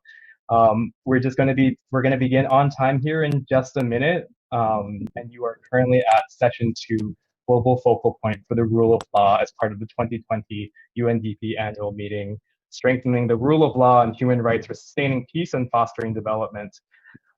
We would like to let you know that you have a number of features available today, in that you do have a Q&A if you would like to input any inputs. Member states, as you are arriving in, that is where you may also input your request to intervene. The chat is closed today. And if you have any needs, please go ahead and use the contact form on the main website. We will begin here in just a minute. Please understand we do have limited time in the session to address any questions and requests for intervention, and we'll do our best to address those requests. If you would like to join the conversation on social media, please use hashtag #ROLForPeace. And we are just here about time. So it is now time to start the session. I'm going to go ahead and hand off to our moderator today, Mr. Alejandro Alvarez, Director of the Rule of Law Unit at the Executive Office of the UN Secretary General. Welcome to you all. The floor is yours, Mr. Alvarez. Hello, good morning, everybody. I am very pleased to be here with all of you. Thank you very much for connecting on time. And I want to thank my colleagues, panelists today, for making the time to be all with us. I want to welcome you to the session that is called the Global Focal Point for the Rule of Law, a joint approach across of the UN. The objective of the session is to showcase the United Nations joint efforts in rule of law, security and human rights, and how this contributes to sustaining peace and securing the social contract. Basically, the promise of the Global Focal Point, when it was created in 2012, was to put an end to competition between UN entities and mandates and ensure coordination and better impact of the rule of law assistance to member states. So I'm very pleased to be here with all of you. We will have very interesting colleagues, speaking today with a very, very tight agenda. We will start with Assistant Secretary General Asako Okai, then Assistant Secretary General Alexander Zuev and Assistant Secretary General Ilse Brands-Keris. Then we will move to discuss the case of Central African Republic and Haiti. And then we will move to hear statements from member states before we conclude the session with final statements. So I will ask all panelists to keep the time. It's very, very tight, so please do make my job easy. I know you will. So it's a pleasure for me to give the floor to Assistant Secretary General Asako Okai, Director of the Crisis Bureau at the United Nations Development Program. Asako, please. Alejandro, thank you. Excellencies, ladies and gentlemen, I'm so pleased to see that even in a virtual format, so many of you joining us in celebrating UNDP and UN systems commitment to the rule of law, security, and human rights field. As head of UNDP Crisis Bureau, I firmly believe that what we do at country level is a major contribution to sustaining peace, realizing the SDGs, and to secure the social contract for a better future. Through the financial support of UNDP's global program, the Global Focal Point for Rule of Law delivers integrated program support to UN field presences via catalytic funding and substantive assistance in crisis and conflict-affected contexts. The Global Focal Point for the Rule of Law provides an invaluable platform to enhance the coherence of UN rule of law assistance and boost interagency synergies to overcome fragmentations. The Secretary General has consistently cited the Global Focal Point as one of the most innovative cooperation arrangements in the UN system and a model for other system-wide approaches, including in the latest report on the peace-building architecture and sustaining peace. Since its establishment in 2012, the Global Focal Point has grown progressively and supported rule of law efforts in 24 fragile and conflict-affected countries. In particular, technical and programmatic support to the field has been significantly strengthened in recent years. In 2019, the Global Focal Point increased its level of deployment and assessment to the following countries, namely Burkina Faso, Central African Republic, Gabon, Haiti, Cameroon, Mali, Malawi, Darfur, Libya, Liberia, and São Tomé and Príncipe. I'm very happy that we will be hearing from Haiti and the Central African Republic in this session, how the GFP Global Focal Point has jointly supported the field operations. In 2020, the Global Focal Point facilitated the establishment of the first joint rule of law program in South Sudan that will focus on the prevention of conflict-related sexual violence. This is a joint venture by UNDP and UNAMIS, Rule of Law Human Rights Division, in partnership with OHCHR and the team of experts. Explicit focus of the GFP in 2020 is gender justice. We launched a dedicated partnership between UN Women and UNDP and in cooperation with other Global Focal Point partners. This partnership aims to closing the justice gap for women and girls in complex contexts, including through UN Security Council Resolution 3025 as we celebrate the 20th anniversary. For example, in DRC, through the Global Focal Point over the past 3 years, a total of 4,989 survivors of sexual violence have benefited from legal assistance, leading to 2,661 justice decisions. In Haiti, nearly 300 police officers, magistrates, judges, and civil society leaders were sensitized and trained on mechanisms for investigation of sexual and gender-based violence reports.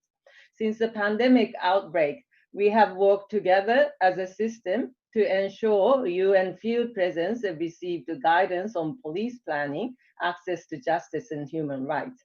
UN police have been supporting, for example, UNDP offices in Angola and Zambia in the context of planning for COVID-19 responses. The Global Focal Point and UNDP Global Program has jointly ensured the $1.2 million to be provided to the joint COVID-19 responses of the national rule of law authorities, predominantly justice and correction in more than 10 fragile country settings. Recently, Alexander Zuev, the ASG for UN Department of Peace Operation, and I, as a co-chair, of the Global Focal Point hosted a high-level interagency meeting in light of the COVID-19. We confirmed our renewed impetus for an even greater UN integration at the field level to leverage rule of law impact in all our endeavors, including the socio-economic response. We have reached a tipping point and have an opportunity to embrace a new social contract based on human rights, accountability, trust, and justice. More than ever, we need to step our efforts to respond to call to action for human rights.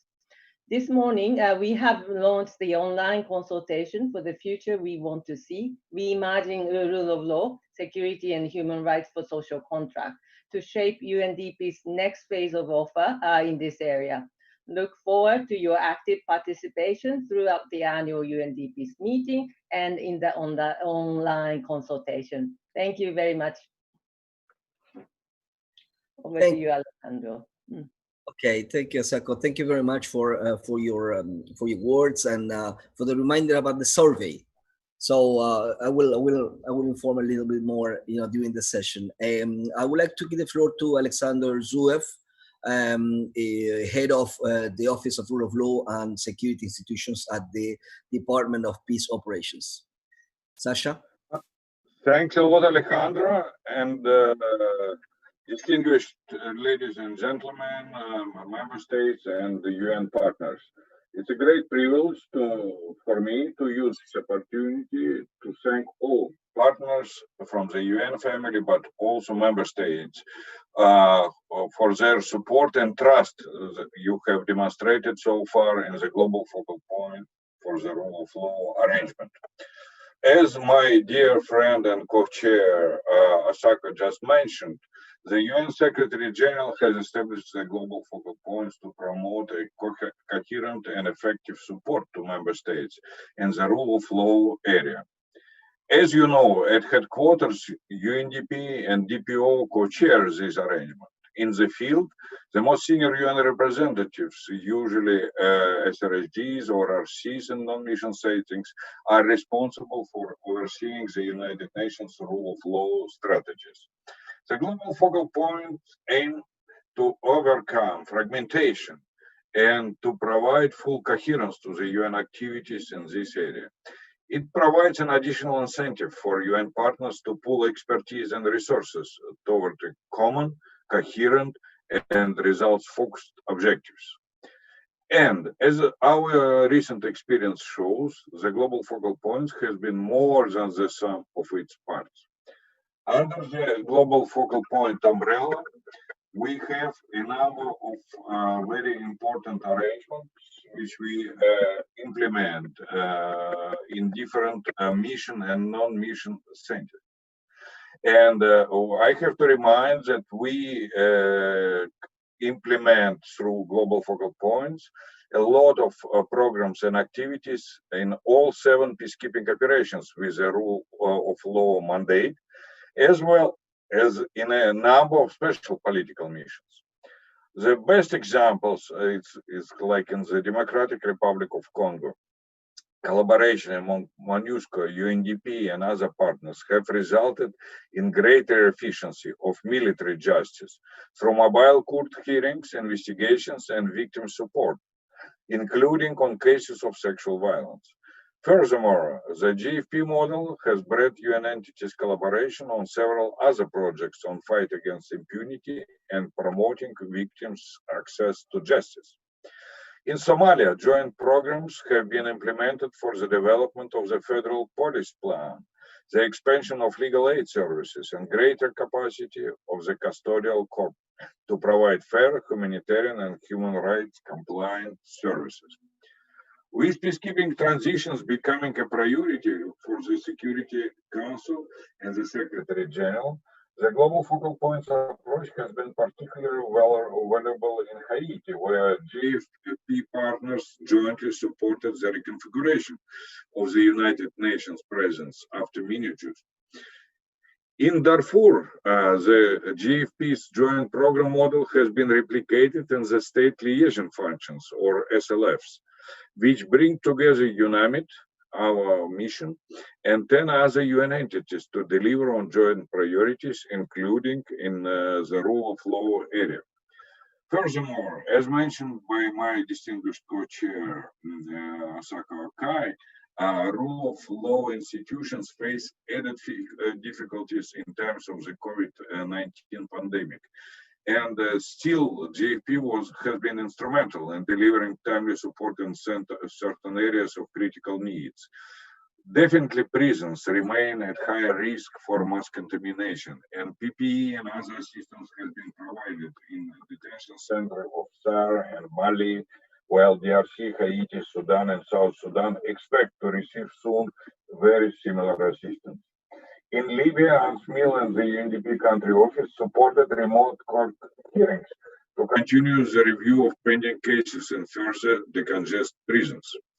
Finally, the mainstreaming of gender and human rights standards into all phases of the GFP work is another indication of the holistic nature of this mechanism.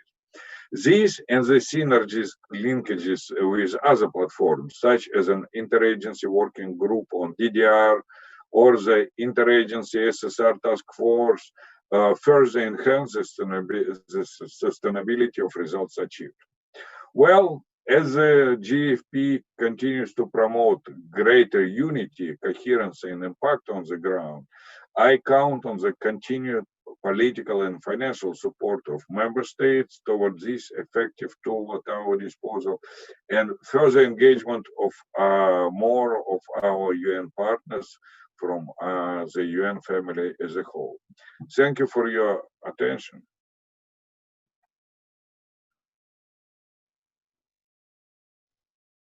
Thank you very much, Sasha, for your words and also for keeping the time. So I'm very glad that we are moving forward with this session with this very tight schedule. You know, it makes me a little bit nervous, but you know, anyway, thank you all. So I give the floor to Ilse Brands-Keris, Assistant Secretary General for Human Rights at the Office of the High Commission for Human Rights.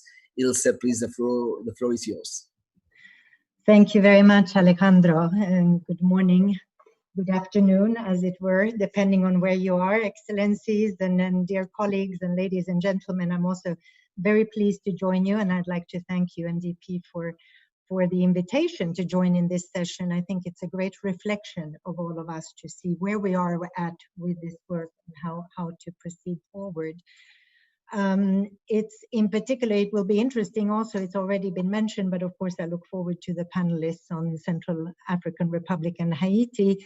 I think those examples, as my colleagues already said, it really shows already very significant advances can be made despite incredibly challenging contexts of crisis and conflict. And if we do it together, and of course our office is very happy to continue to do this. The Secretary General on 24th of February launched the call to action for human rights. I think everyone by now has heard of that.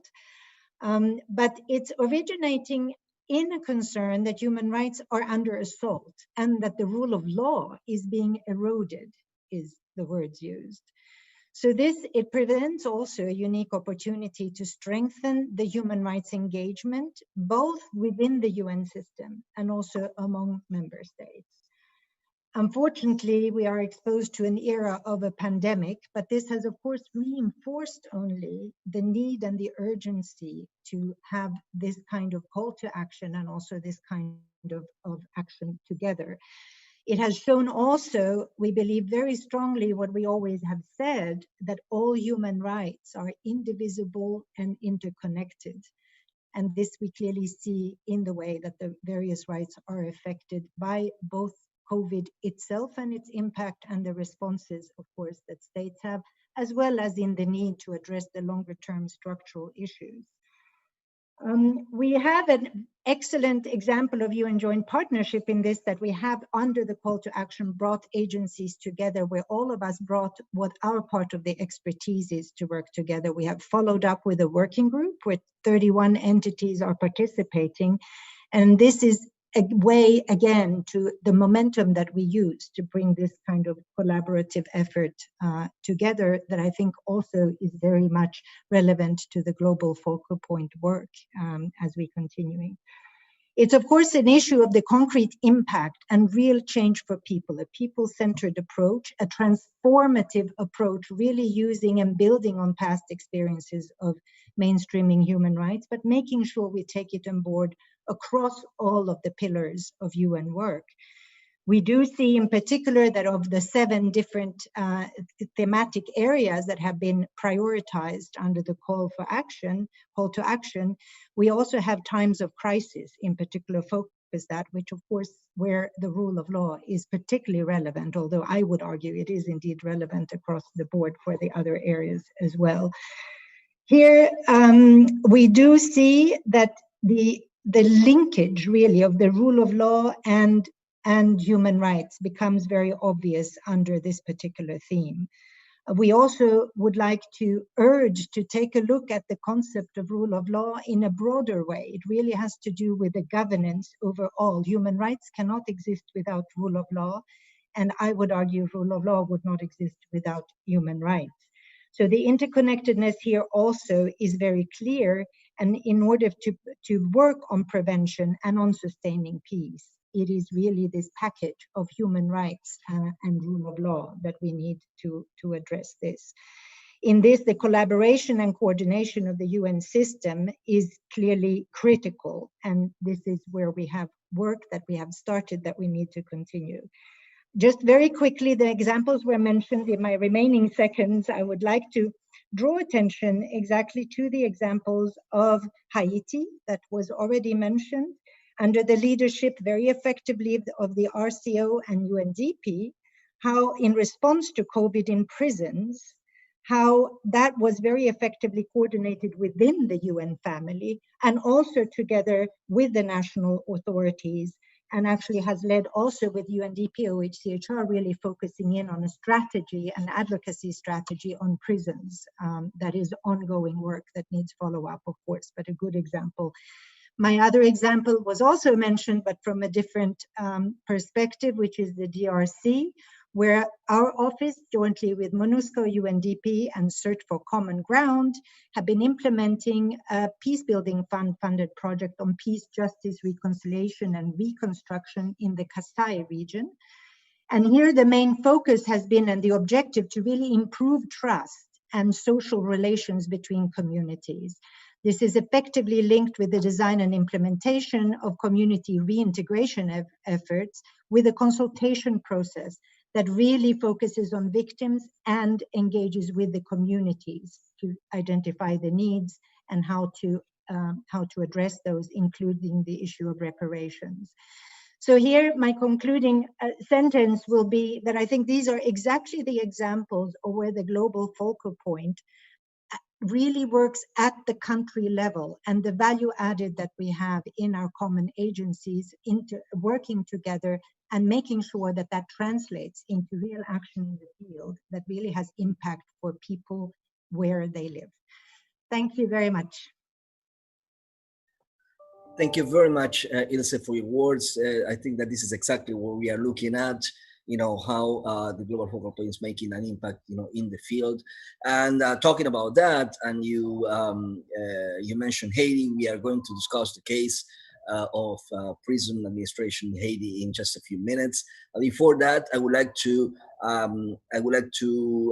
show a video on Central African Republic. So please do pay attention to this video that talks about justice, peace building, sexual violence in conflict, a number of issues that are so important for Central African Republic, Central African Republic's recovery. Thank you.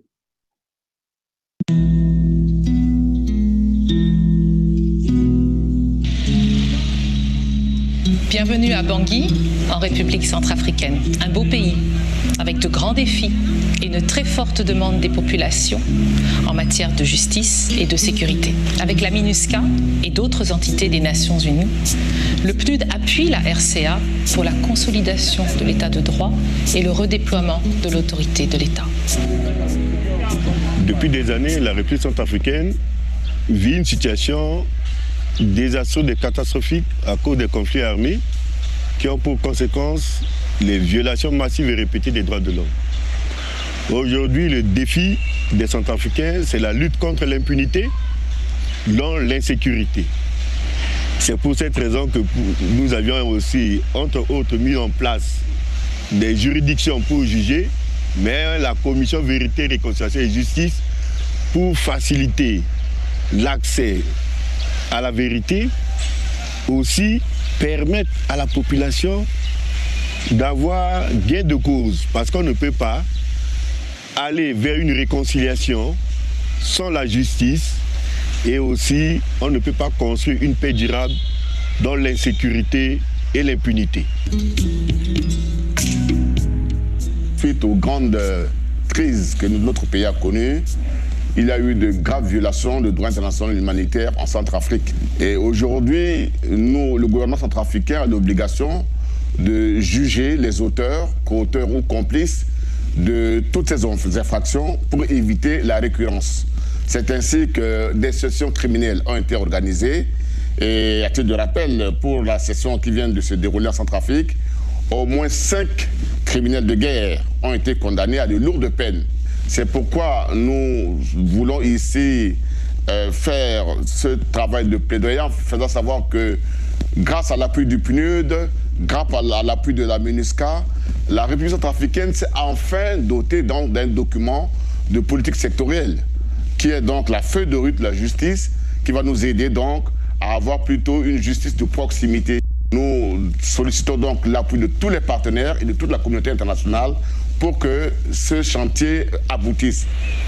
Né de la volonté du peuple centrafricain en quête de justice, la Cour pénale spéciale a été créée en 2015. C'est une juridiction hybride composée du personnel international et national qui a un mandat de 5 ans qui court à partir du 22 octobre 2018. C'est une juridiction qui a pour mission de juger les violations les plus graves du droit humanitaire et du droit international humanitaire commis sur le territoire de la République centrafricaine depuis 2003 jusqu'à nos jours. Il s'agit donc d'un défi inédit que la Cour est appelée à relever. L'Association des femmes juristes, c'est une organisation qui regroupe en son sein des juristes et elle a comme objectif la promotion et la défense des droits de l'homme. Et pour cette activité, pour ce but, nous avons mis en place des stratégies à travers les cliniques juridiques et les centres d'écoute. C'est des structures de prise en charge qui sont là pour aider la population à avoir accès à la justice et aussi à les informer sur leurs droits. On a reçu le financement du PNUD à travers le projet conjoint sur le fonds PBF qui nous a permis de lancer les activités de 9 cliniques juridiques à Bangui et à l'intérieur du pays. Ces cliniques juridiques sont censées recevoir la population centrafricaine qui désire avoir des informations sur leurs droits et avoir accès à la justice. Tout cela dans le but de lutter contre l'impunité. Et pour cela, nous avons mis beaucoup plus l'accent sur les violences basées sur le genre, les violences sexuelles et aussi les autres graves violations des droits de l'homme. La demande de justice se ressent dans la population, qui considère à 60% que la justice est un prérequis pour la paix et la réconciliation. Notre pays, la République centrafricaine, revient de très loin. Grâce à la coopération avec le personnel des Nations Unies et le PNUD en particulier, cette coopération a développé et a permis aux forces de sécurité intérieure qui dépendent du département de la sécurité, dont j'ai la charge de s'émanciper et de se développer aujourd'hui. C'est toujours dans ce cadre de renforcement de capacités, de parfaite collaboration avec les partenaires que nous avons bénéficié du conseil de développer la police de proximité. Les forces de sécurité intérieure sont les premières formations dotées des moyens adéquats pour se protéger contre la Covid-19. Et c'est une occasion de remercier nos partenaires qui pensent énormément à la santé du personnel de la police qui est en première ligne. Bonjour et bienvenue à l'UMIR, l'unité mixte d'intervention rapide et de répression des violences sexuelles faites aux femmes et aux enfants.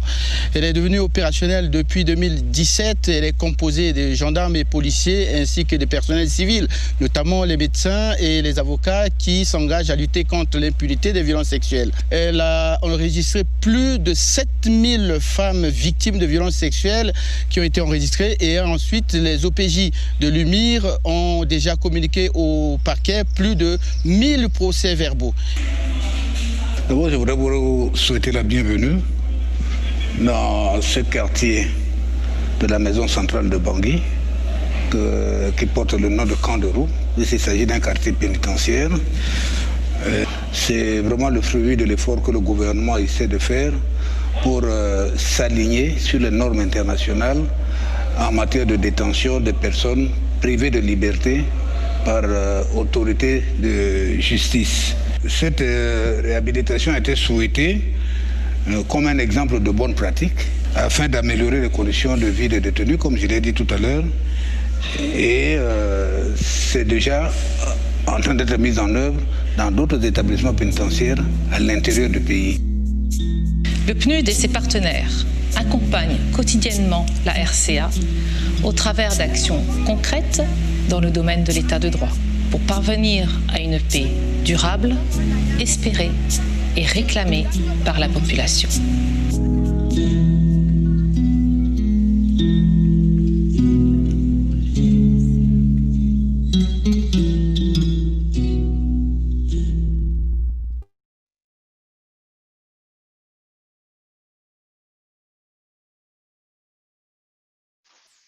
Okay, thank you. Now I'm muted. Thank you very much, everybody, for, that was a very nice, video, I think. And I would like to invite the Deputy Special Representative of the Secretary General, Ms. Denise Brown, to make a few remarks about what we just, saw, about the challenges, about the opportunities, about the issues that we are facing in Central African Republic. Please, Ms. Brown. Yes, thank you very much, and good afternoon. I hope you hear me okay. And I'm really pleased to follow on the heels of the national colleagues, Central African State and civil society on the video. So I assume you're familiar with the key challenges that the Central African Republic faces: the fight against impunity, ongoing violence, even this week, consolidating peace and reestablishing the authority of the state and rebuilding the social contract. All of those are the challenges that the authorities face, civil society, and us here to support them. I think the UN really together, is well placed to support our national counterparts, as you heard the Minister of Security saying, and really to overcome the challenges through support for justice and security sector reforms, and provide as well the services that the population really craves and that they speak about on a regular basis. But in this very complex context, there are absolutely no quick technical solutions to political issues or legacies of conflict and fragility. So we also have to be cognizant of the time and the investments required to move forward. Progress is linked to political will and engagement, as well as the ability of the UN to come together and strengthen its joint efforts. And I think on all of these dimensions, we're well placed. So we offer a joint rule of law assistance in the Central African Republic through a partnership between UNDP and the mission, MINUSCA, and from time to time, other UN organizations like UNODC and UN Women. And the strength of that partnership is in our complementarity: strategic planning, sectoral coordination, and joint programs. No egos, no competition. We share a common goal and we move forward. The political leverage of the mission is extremely important, and our operational mandate given by the Security Council, protection of civilian, arrests, investigations, our operational capacity. We have 108 correctional officers, 24/7 in the prisons. We combine that with the programmatic capacity, the development expertise, and the long-term presence of the UN agencies, right? So we put all of that together to come up with what is a very strong partnership. What we're seeing are tangible results, actual progress that we can see in meeting the strategic objectives of the Central African Republic through the support of the UN. Let me give you just a little flavor of the work we're doing and the results. On capacity, jointly MINUSCA and UNDP are supporting the recruitment, training, equipment, and deployment of 1,500 police and gendarmes and 300 civilian prison officials. Their presence is in high demand by the population, right? So we're responding, creating the capacity, deploying at the same time. The population sees the difference that we're making. Coordination, so bringing together MINUSCA's mandate, UNDP's capacity, institutional strengthening, capacity building. We've increased the presence of judicial actors in the country and internal security forces. Again, in the eyes of the population, they see the change.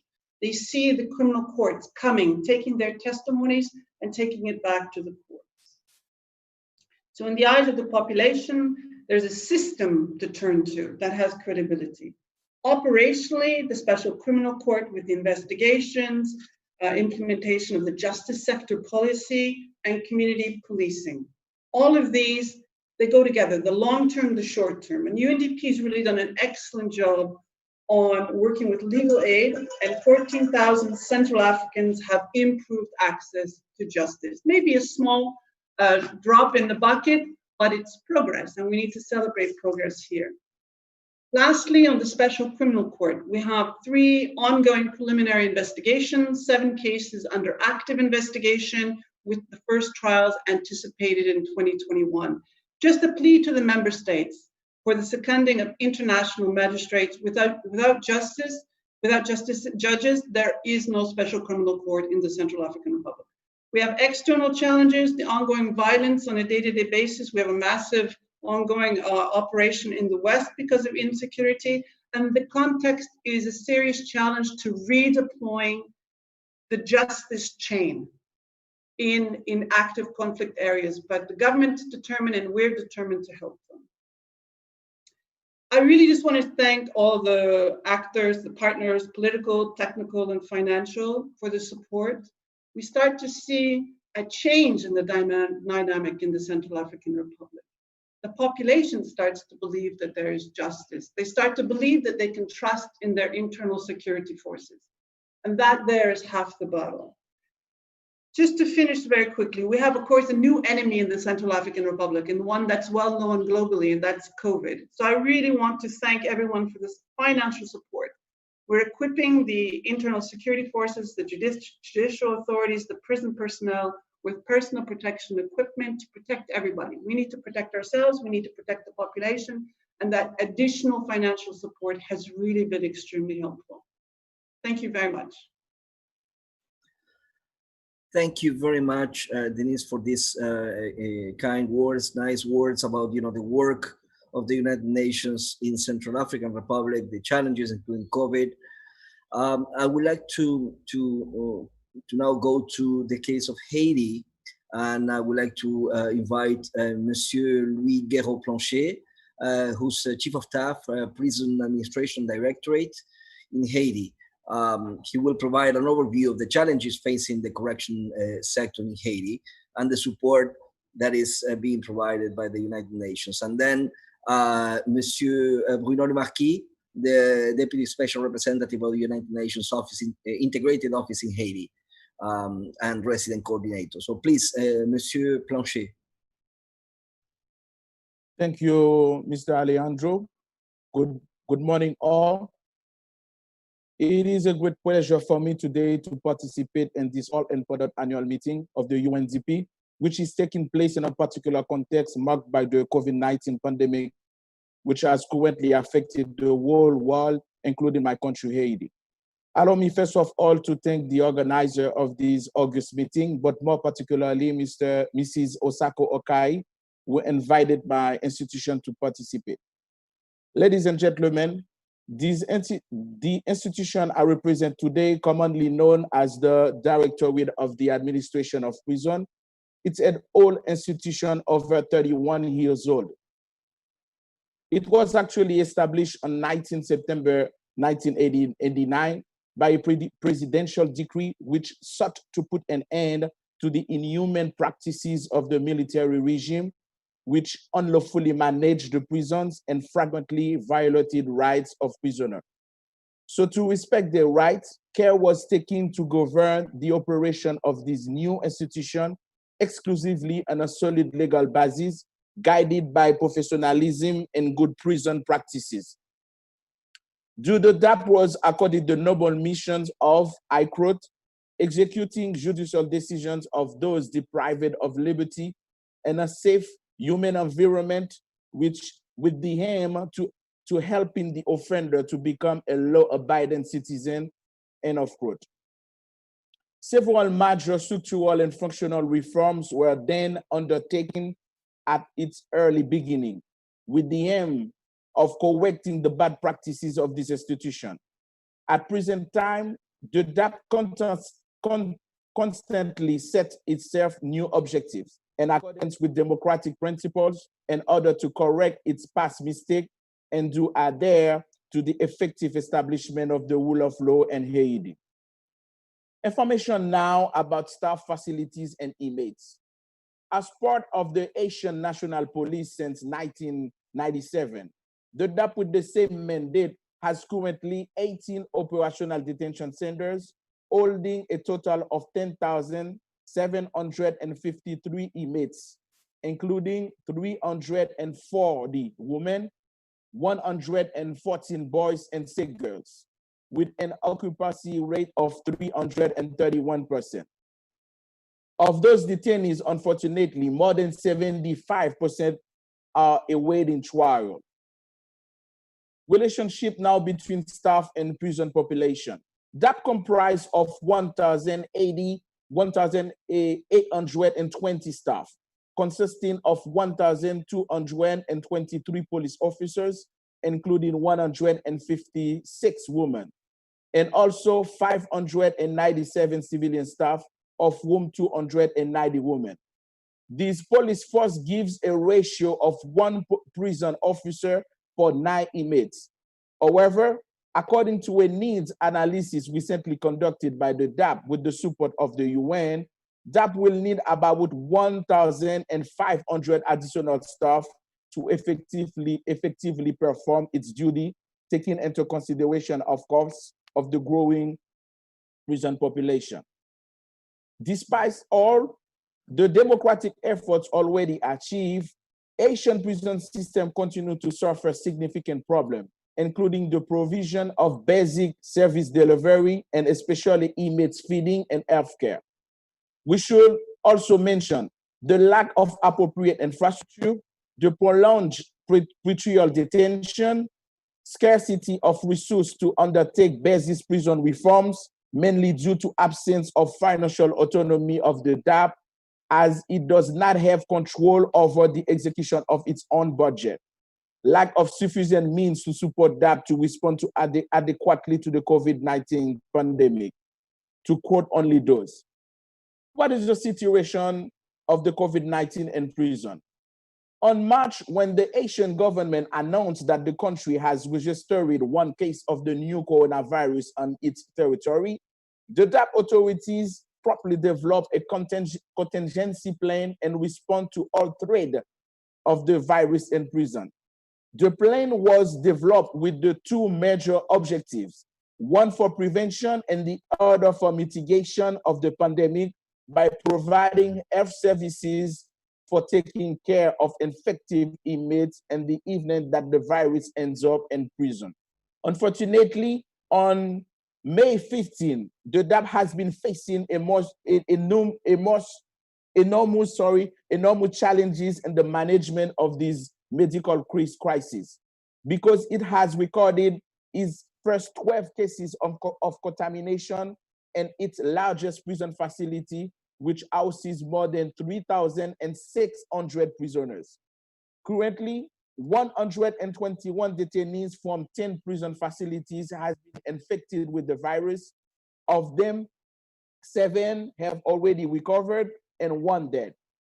It is important to notice that due to the impossibility of the DAP to transform its 4 prison into COVID care center provided and for the contingency plan because of opposition from the communities, the treatment of those infectees is now done in situ, with the risk, of course, of contamination of more than 90% of the entire prison population. But fortunately, DAP is not alone.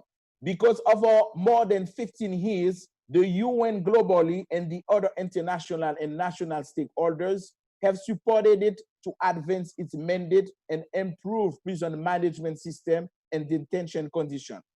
We can cite, for example, the support of the UN family from the very first beginning, like the UNDP, who has been there to support this institution on its planning and reforms like training and rehabilitation of prison infrastructure, etc.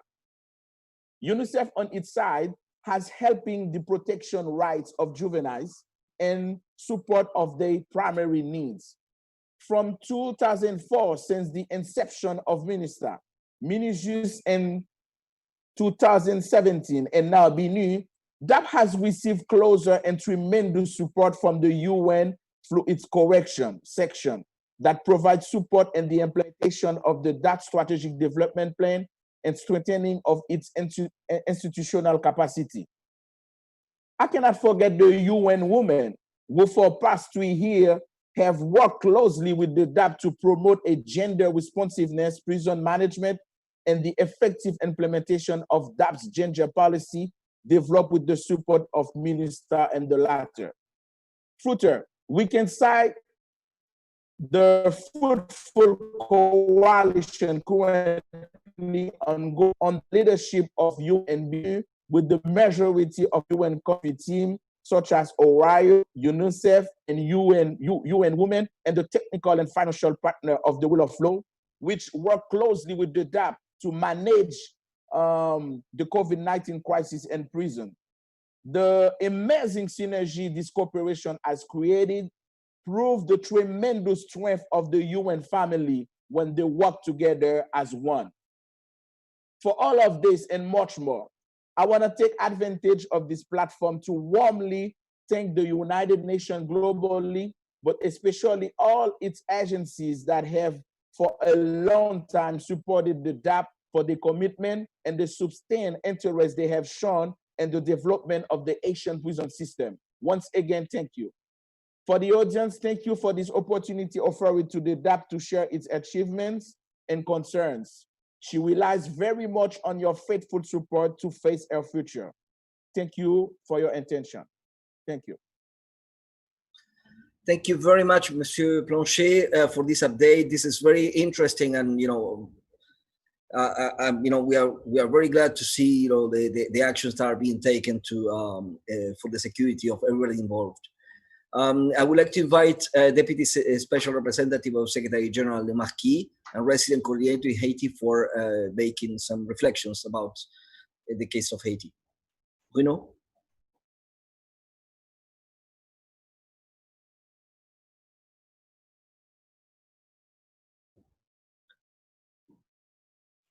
Bruno Le Marquis?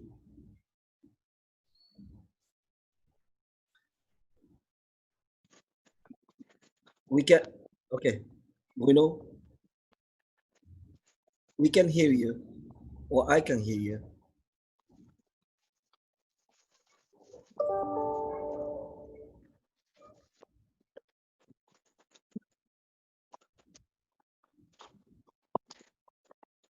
Bruno? No. No. Hermes, can you help? Yeah, absolutely. I was typing him in the chat, but Bruno, if you go ahead and look at the bottom left of your screen, you'll see a microphone button, and next to that, you'll see a little arrow right next to it. If you click that, you can go ahead and select a different microphone, and we might be able to get you back on the line there. Now, can you hear? Yes, yes. We can hear you. Yes. Okay, sorry about that. Okay, thank you very much for the opportunity. Dear representative, dear colleagues, dear friends, it's my pleasure to be here today with Mr. Planchet. Bonjour, Monsieur Planchet. And building on his presentation and mindful of the time limit, I just want to highlight a couple of points on our context, the transition we are going through, and some reflection on the GFP. On context, as you've just heard, the COVID-19 has amplified the situation in the prison sector in Haiti, which is characterized by historically severe overcrowding and a high level of prolonged pretrial detention. The first cases of COVID in prison were recently confirmed, with more than 100 cases for now, but many more suspected. Less than 1,000 detainees have been released so far, and this includes 80 who have been released under presidential pardon for 400 detainees. This is well below the target of 5,000 to 8,000 deemed necessary for the government strategy to prevent the spread of COVID in prison across the country. So it's a major challenge. The UN system in Haiti is working very hard with its national partners, including the UNDP and international partners, and with the support from the GFP to accelerate this process, including in terms of advocacy and good offices, in particular good offices of the SRSG. But more broadly, this pandemic has also amplified the deficiencies on the justice sector. On the latter, there has been, as many of you know, overall limited progress in building the capacity and integrity of the judiciary, in spite of all the efforts deployed by Haitian authorities and institutions, as well as the substantive support and significant investment made by the international community and through the UN over the past 25 years.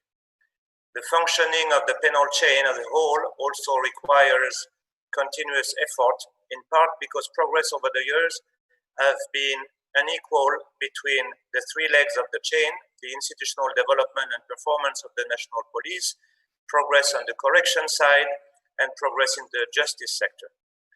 To mention some of the challenges on the justice side, I would mention that the judicial independence is limited by existing legislation, as judges are appointed for renewable terms. That judicial performance is generally considered to be poor, and there are serious challenges related to access to justice, legal representation, and accountability on major human rights violations. The rule of law is one of Haiti's what I like to call Gordian knots that can only be untied with strong national ownership, and I fully agree with Denise on the CAR. There are no technical solutions if there is no political solution. So it requires strong national ownership, leadership, vision, and political will. International partners, including the United Nations, always stand ready to support as partners, but Haiti has to drive the change, which would also greatly benefit Haiti's stability, socio-economic progress, and development pathway. This is linked in Haiti to the broader issue of development effectiveness and development impact. And it behooves us all, together with our Haitian partners, to look back and reflect on how impactful or not our interventions have been over the years, and to devise ways of engaging and ways of working that look at structural solution and impact. A few words on our current transition in Haiti. As you know, we've just transitioned from 25 years of peacekeeping to a special political mission at the end of last year. And the mission, BINU, is essentially an advisory mission with a strong good offices role. The UNCT and BINU are strengthening, revisiting the collaboration between the mission and the agencies in the rule of law area, combining programmatic and advisory capability in the area of justice, police, correction, but also human rights. In this sense, the integrated strategic framework between the UNCT and the mission, which has as one of its areas of focus rule of law and human rights, plays a significant role in the harmonization of action. And here I want to mention and thank all the GFP partners in Haiti, which include the mission, BINU, UNDP, OHCHR, UN Women, and UNICEF. In this context of this new arrangement under the new political mission, the GFP is facilitating the cooperation between UNCT and mission, including by financing a study on the perception of the Haitian National Police, supporting the prison sector for the COVID-19 response with the co-leadership of BINU and UNDP. The GFP plays an important role during this transition and is also catalytic to attract other additional resources, including the Peace Building Fund, which I really would like to recognize and thank here. And finally, a few lessons learned on the GFP experience. And I had been involved from the other side, from the headquarters side for many years on the GFP. So now I see it from the field. And the GFP is one of the most advanced institutional arrangement within the UN to bring the two sides, development and peace and security, together. So it's a very good practice. So number one, the GFP is considered a very positive mechanism for more focused, integrated and strategic UN rule of law intervention. It pushes the UN to find synergies and maximize existing resources. Number two, the GFP needs to consider UN agencies and missions on an equal footing to avoid sometimes the perception that on the one hand, missions define policies and strategies, and on the other hand, agencies simply implement. Number three, the lack of knowledge on both sides on how respectively UN agencies and missions operate programmatically and operationally continues to remain an obstacle. This is an old obstacle. Number four, senior management, leadership and buy-in is obviously key. Number five, administrative issues often get in the way, preventing more robust and consistent cooperation. Number six, real integration is an asset, including co-location when it makes sense. And finally, number seven, formal coordination mechanism needs to be set up to ensure full alignment and close monitoring of the collaboration. In closing, I really want to thank all the partners, member state, donors who are supporting the work of the UN in Haiti, in particular in the rule of law sector. And I encourage you all to continue and to scale up your support. Haiti needs your support. And finally, I really want also to say a big thank you to all the GFP entities and colleagues for their support to Haiti, in particular the leadership of UNDP and DPO also. Thank you very much. Thank you very much, Bruno. You shared more than what is happening in Haiti, and this is very appreciated. Your own reflections about the work. It's good to learn and to make progress. So thank you very much, Bruno. I would like to open now the floor for interventions from member states. I have a list with me, so I will invite in this order. First of all, Ambassador Michal Mlinar from Slovakia, Ms. Vilma van Esch from the Netherlands, Mr. Yasser Halfawi from Morocco, and Mr. Mondesir from the US. So the floor is yours, Ambassador Mlinar from Slovakia, permanent representative of Slovakia to the UN and a good friend. Thank you very much, Mr. Moderator, dear Alejandro. Muchas gracias. Thank you very much to all the briefers, the Assistant Secretary Generals, and in particular, great to hear from the ground, both from the Central African Republic and from Haiti. If I had a double identity, I would certainly like to listen more to all these important details, but unfortunately we are juggling like magicians between the various platforms and meetings. On that note, I would really like to congratulate you guys for doing this important annual meeting again, even in these unusual circumstances. It does show not only the commitment but the resilience. So this is resilience and dedication in practical terms, and really a big thank you to you for doing that. I will stick to three quick points because, of course, I completely understand that we are all under time pressure. First of all, I just wanted to highlight and emphasize that even the COVID-19 situation now provides a strong reminder of the importance of rule of law.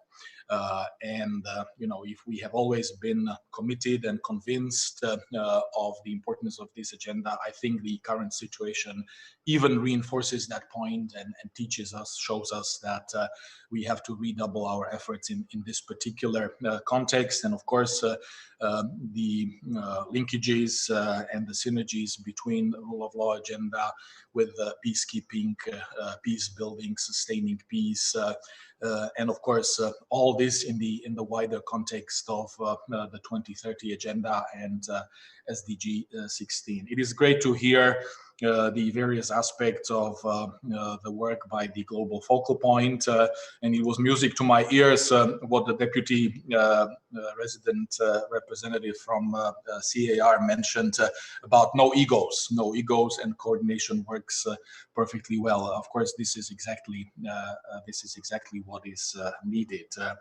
My president, Her Excellency Zuzana Čaputová, had a phone call with the Secretary General last Monday, and the main focus of that phone call was actually rule of law, and then a few other elements, including climate change.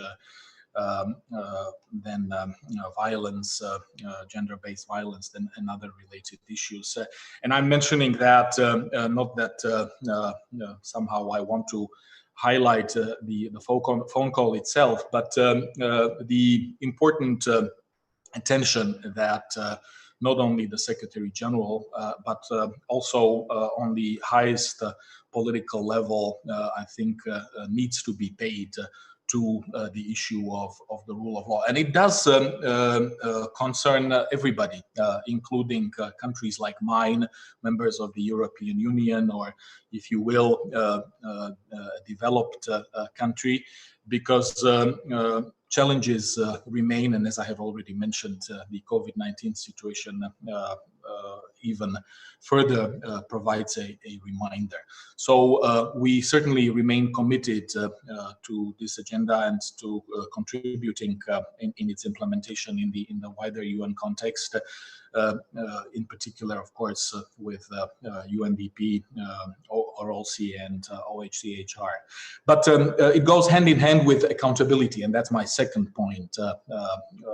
Rule of law and justice simply cannot exist without ensuring the accountability.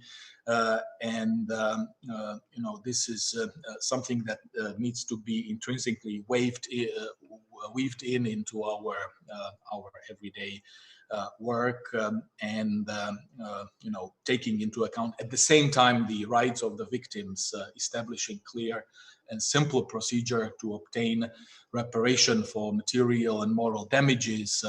Just to highlight that point is critically important. I cannot avoid the important issue of security sector reform. As you know, South Africa and Slovakia have co-chaired for a long time the Group of Friends of Security Sector Reform, and the linkages with the rule of law and justice sector are there.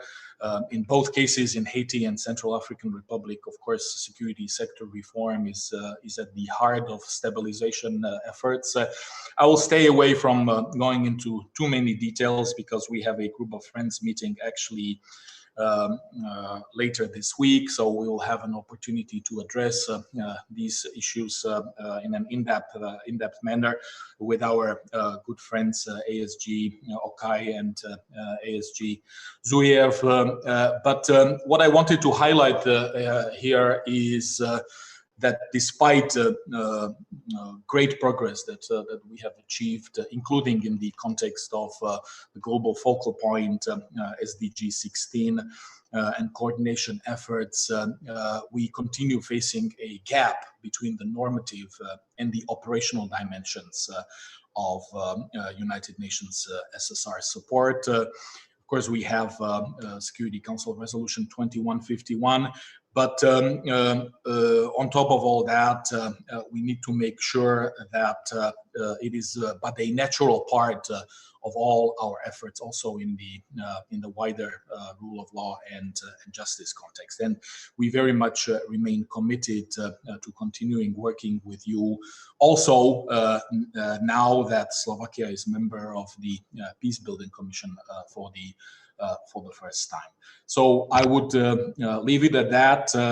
Thanks very much again. I stay with you to continue listening, and best wishes to all. Thank you very much, Ambassador, for your words, your remarks, and reminding us of the importance of operational issues and bridging the gap between normative and operational issues.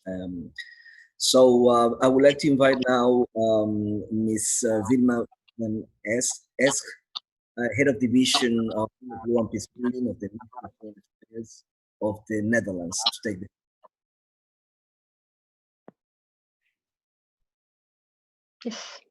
Yes. Thank you very much, Mr.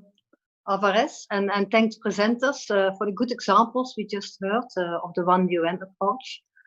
As emphasized in the first session, the Netherlands remains a staunch supporter of the UNDP global program and the global focal point. And many thanks to Katie Thompson and her able team. We have supported the program since 2008 and look forward to continue our support in the years to come.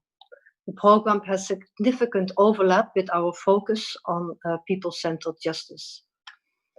As mentioned already by the others, in today's world with the global health crisis, the global program is once again showing its relevance as a crucial part of the work of the UNDP's Crisis Bureau.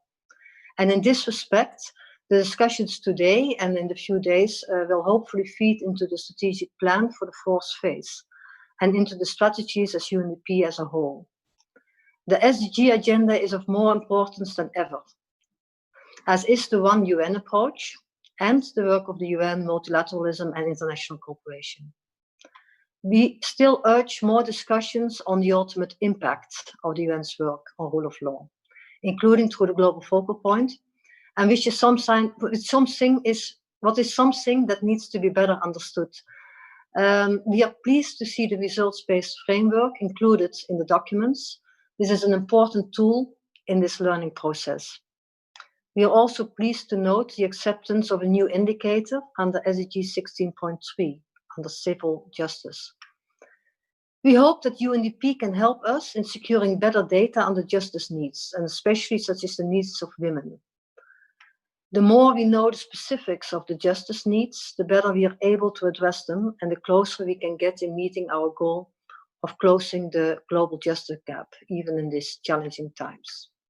So thank you very much for the attention, and I'm looking forward to fruitful discussions in the coming days. Thank you. Thank you for these remarks. For connecting from the Netherlands as well. I guess you are in the Netherlands. I would like to, and for the Netherlands, long engagement with the with UNDP's work on rule of law. It's been, I think, and I'm speaking from my own experience, a great partner over the years and decades. The commitment, has been always there. So thank you very much to all of you, to all your team, and to yourself, Ms. Van Esch. I would like to invite Mr. Yasser Halfawi, First Counselor and Chair of the Reference Group of for Central African Republic, from the Permanent Mission of the Kingdom of Morocco to the United Nations. Mr. Halfawi, you have the floor. Thank you very much, Mr. Alvarez, and allow me first to thank UNDP for organizing the annual meeting on the rule of law and human rights, which is set to become a flagship event for all multilateral rule of law community. As one of the beneficiaries, as you mentioned, of the UN partnership under the GFP for the rule of law arrangement, in my capacity as chair of the reference group for the Special Criminal Court and the rule of law in the Central African Republic, I can attest firsthand of the efficiency of this partnership, bringing together all relevant stakeholders from the UN side in a complementary manner. The support of the GFP is therefore highly appreciated by my delegation, and we look forward to maintain and reinforce this partnership. Indeed, it is worth mentioning the role of this partnership in providing support to events organized by both the Reference Group and the Peacebuilding Commission configuration on the Central African Republic, which is chaired by Ambassador Hilal of Morocco. We introduced the rule of law element in our discussions within the PBC CAR configuration, as well as during our visits in Bangui, in our exchanges with partners, as well as in the written advice to the Security Council before MINUSCA's mandate renewal. The choice to promote the importance of rule of law is also the result of our different visits to the country, in particular since the Bangui Forum, where it was made clear that the return to peace and stability in the country is contingent upon several factors, one of them being the fight against impunity. Justice and criminal accountability for human rights violations committed during the successive crises in CAR remained since one of the main priorities that have been expressed by the population. Despite the significant progress made, as we saw in the video projected, we will need to continue and strengthen our collective support. Apart from the impact of the pandemic, which threatened significant gains achieved so far, the continued attacks committed by some armed groups, the reinforcement of national institutions and governance system, as well as challenges in social cohesion, still need to be addressed. I take this opportunity to commend the efforts made by the Central African Republic authorities to create and operationalize the Special Criminal Court and to establish the Truth Commission, which represent a strong signal of the political engagement of the national authorities on the fight against impunity. Equally, the return of the state authority throughout the country is another positive signal in this regard. Finally, I'd like to conclude by highlighting that all the significant achievements made will require continuous support from member states and other institutions engaged. The Global Focal Point is certainly a good example of collaboration between UN entities. Now it's to member states to continue their support in terms of financing, as the first trial of the Special Criminal Court is scheduled for early 2021, but also as mentioned by DSRG Brown, to propose international magistrate. If I'm not mistaken, up to today, 7 posts in total are still vacant, and the Special Criminal Court won't be able to carry out its mandate with such a gap in its staff. Thank you very much for this opportunity, and good luck for the rest. Thank you. Thank you very much. Thank you very much, Mr. Halfawi, for your support, for your work, for the work of your representation in support to Central African Republic and the group of reference. It has been, already for a long time, and you've been doing such a tremendous work in this context. Thank you. So let me invite Mr. Jean Mondesir, who's a senior police advisor at the United States Embassy in Bangui. Good morning, good afternoon, based on where you are. I guess either one will apply. Thank you very much for inviting me, and it's an honor to be participating in the 2020 UNDP annual meeting, especially on this virtual platform. I would like to first congratulate UNDP and the good work they've been doing in more than 170 countries and territories globally. I have the honor of highlighting Central African Republic and the relationship between UNDP and the US government. That being said, in 2014, INL, which is International Narcotics Law Enforcement Affairs under the US government, entered into a partnership with UNDP in order to provide assistance to the Central African Republic. Justice, security sectors under the project titled the Joint Project. This project in its entirety has contributed to securing peace in CAR. Elements of the project include, but is not limited to, reestablishing countrywide operational justice and security institutions to foster and ensure governance, security, and assist in the fight against impunity. Providing guidance and expertise through training, mentoring, and in order to develop the capacity of the CAR government officials within the security and justice institutions. This is to also include corrections.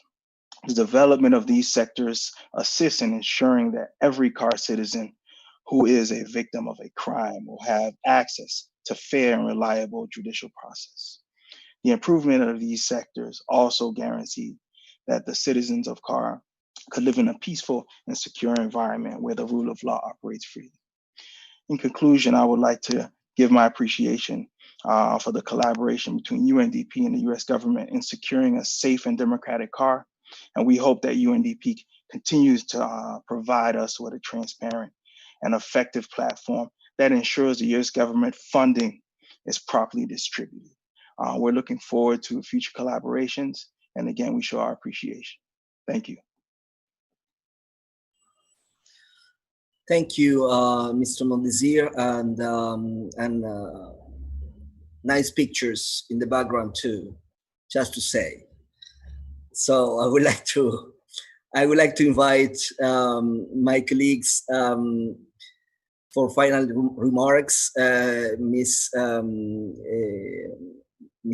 Asako Okai, and then Mr. Zuev for concluding remarks. Asako, thank you. Thank you, Alejandro, and Excellencies, dear participant colleagues. Thank you very much for the great interventions. I have got some hints for the way forward.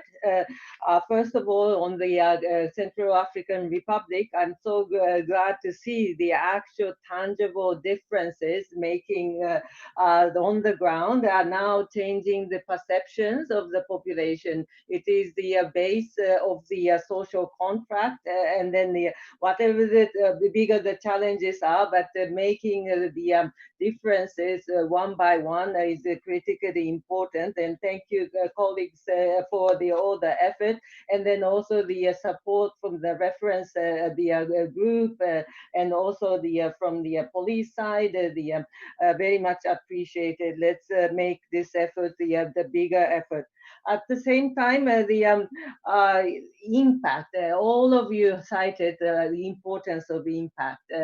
Haiti, for instance, despite the incremental achievement, but as highlighted by Bruno, there are tremendous big challenges ahead of us, and then to make the global focal point arrangement work better is really important. Thank you for your reflection, Bruno, for having been in the position of the Deputy of the Crisis Bureau, and then now having seen the mission context and try to bridge the peace and security actors together with the development actors.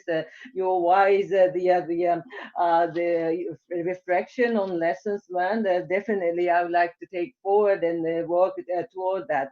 Actually, to have the cohesive approach throughout, we need to tackle the administrative obstacles, the learning process from the mission setup to the development actors, the more specific about where to sustain the continued effort in rule of law, justice and human rights. It's absolutely, we need to have a long-term engagement for that. We need to think through what we can do better at it. So thank you, Netherlands, for continuous support all the time. Your words on the data is critically important. Like, we've been managing the certain project in the rule of law and security and justice sector, but we need to be guided by the data, and then the justice gap and the rule of law gap and the perceptions that we need to tackle. More integrated approach is needed, definitely. The Ambassador Mihail, security sector reform, all that is not needed to be taken into account. How we incorporate human rights views or perspective in all the interventions of the socio-economic impact response of the COVID. That's also important. More work ahead, but definitely, as everybody has highlighted, if we are to reimagine a more just and equitable future, that requires definitely investment in human rights and rule of law. And then the people-centered approach to security and justice. That's for sure. Thank you for highlighting that. We look forward to working closely with you to bring the cooperation to the next phase. It is definitely the long-standing work ahead of us, but thank you very much for the contributing in very positive and constructive note. Thank you. Thank you, Asako. Thank you very much. Sasha? Thank you, Alejandra. I know that I have literally a few seconds left. I mean, you know, to respect this tight schedule which we've got. But first of all, I would like to congratulate our colleagues from both missions, from BNU and from MINUSCA, I mean, Denise and Bruno.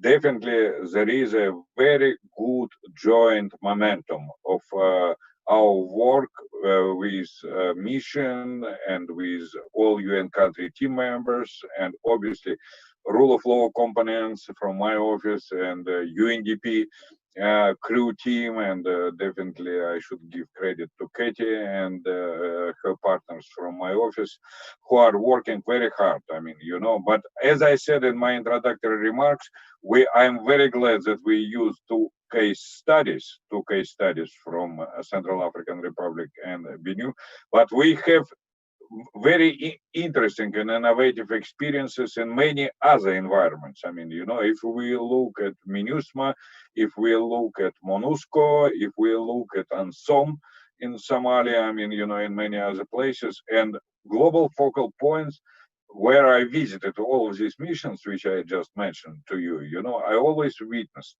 that global focal point arrangement was very instrumental, you know, in promoting rule of law, and especially during these kind of very unusual and difficult times, you know, I believe that our possibility to be flexible and innovative, and as Denise referred to, I mean, I'm very glad that we are able to support not only policy issues related to global coronavirus outbreak, but to invest certain amounts, I mean, you know, in personal protection equipment, I mean, you know, in some other arrangements, anti-pandemic arrangements among law enforcement officers, in detention centers and penitentiary, you know, and many other environments.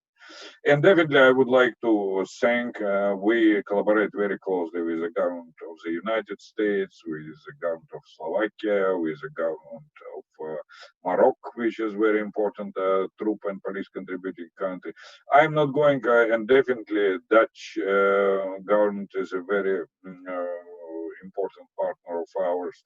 I don't want to go into details, but I can assure Ambassador and my dear friend Michal Mliner that we will present our vision of security sector reform in the times of pandemic this week when I attend a security sector reform group of friends.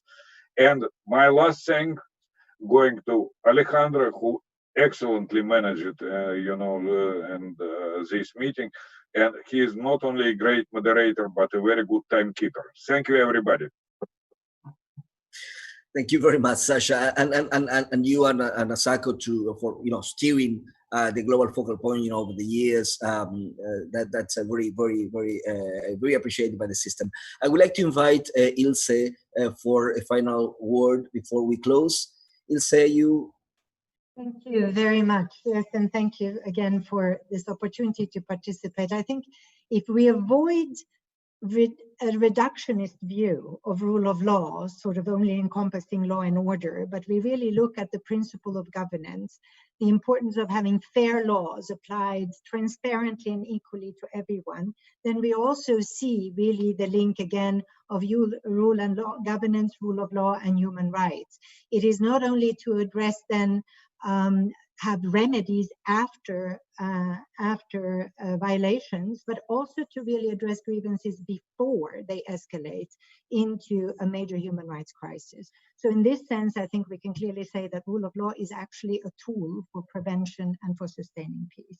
I think this discussion has shown how important it is, the value added that we bring by working together really beyond separate silos or the parts that we can add. I think Sasha said initially that the sum is more than the sum, or the whole is more than the sum of its parts. My final point is clearly it shows it's the field that matters. Unless there is change for real people on the ground in their lives, we are not doing sufficiently good of a job. So let's continue working together, and thank you very much. Thank you very much, Ilse. I would like to remind everybody about the consultations that are online happening right now. So please see the link in the chat box. Go, participate. We want to hear from you. And finally, let me thank all of you, panelists and all participants. I would like to thank in particular UNDP for inviting me, and all the good friends and colleagues that are carrying on this job. Again, thank you, Asako and Sasha, for steering the Global Focal Point. This is a very important investment, endeavor that we are in the UN system carrying forward. So thank you, Ilse, as well, for participating, for your words. Colleagues from Central African Republic, member states, colleagues from Haiti, all of you have been, it's been a pleasure for me to participate in this event. Thank you. And I think that with this, we can close, right? Bye.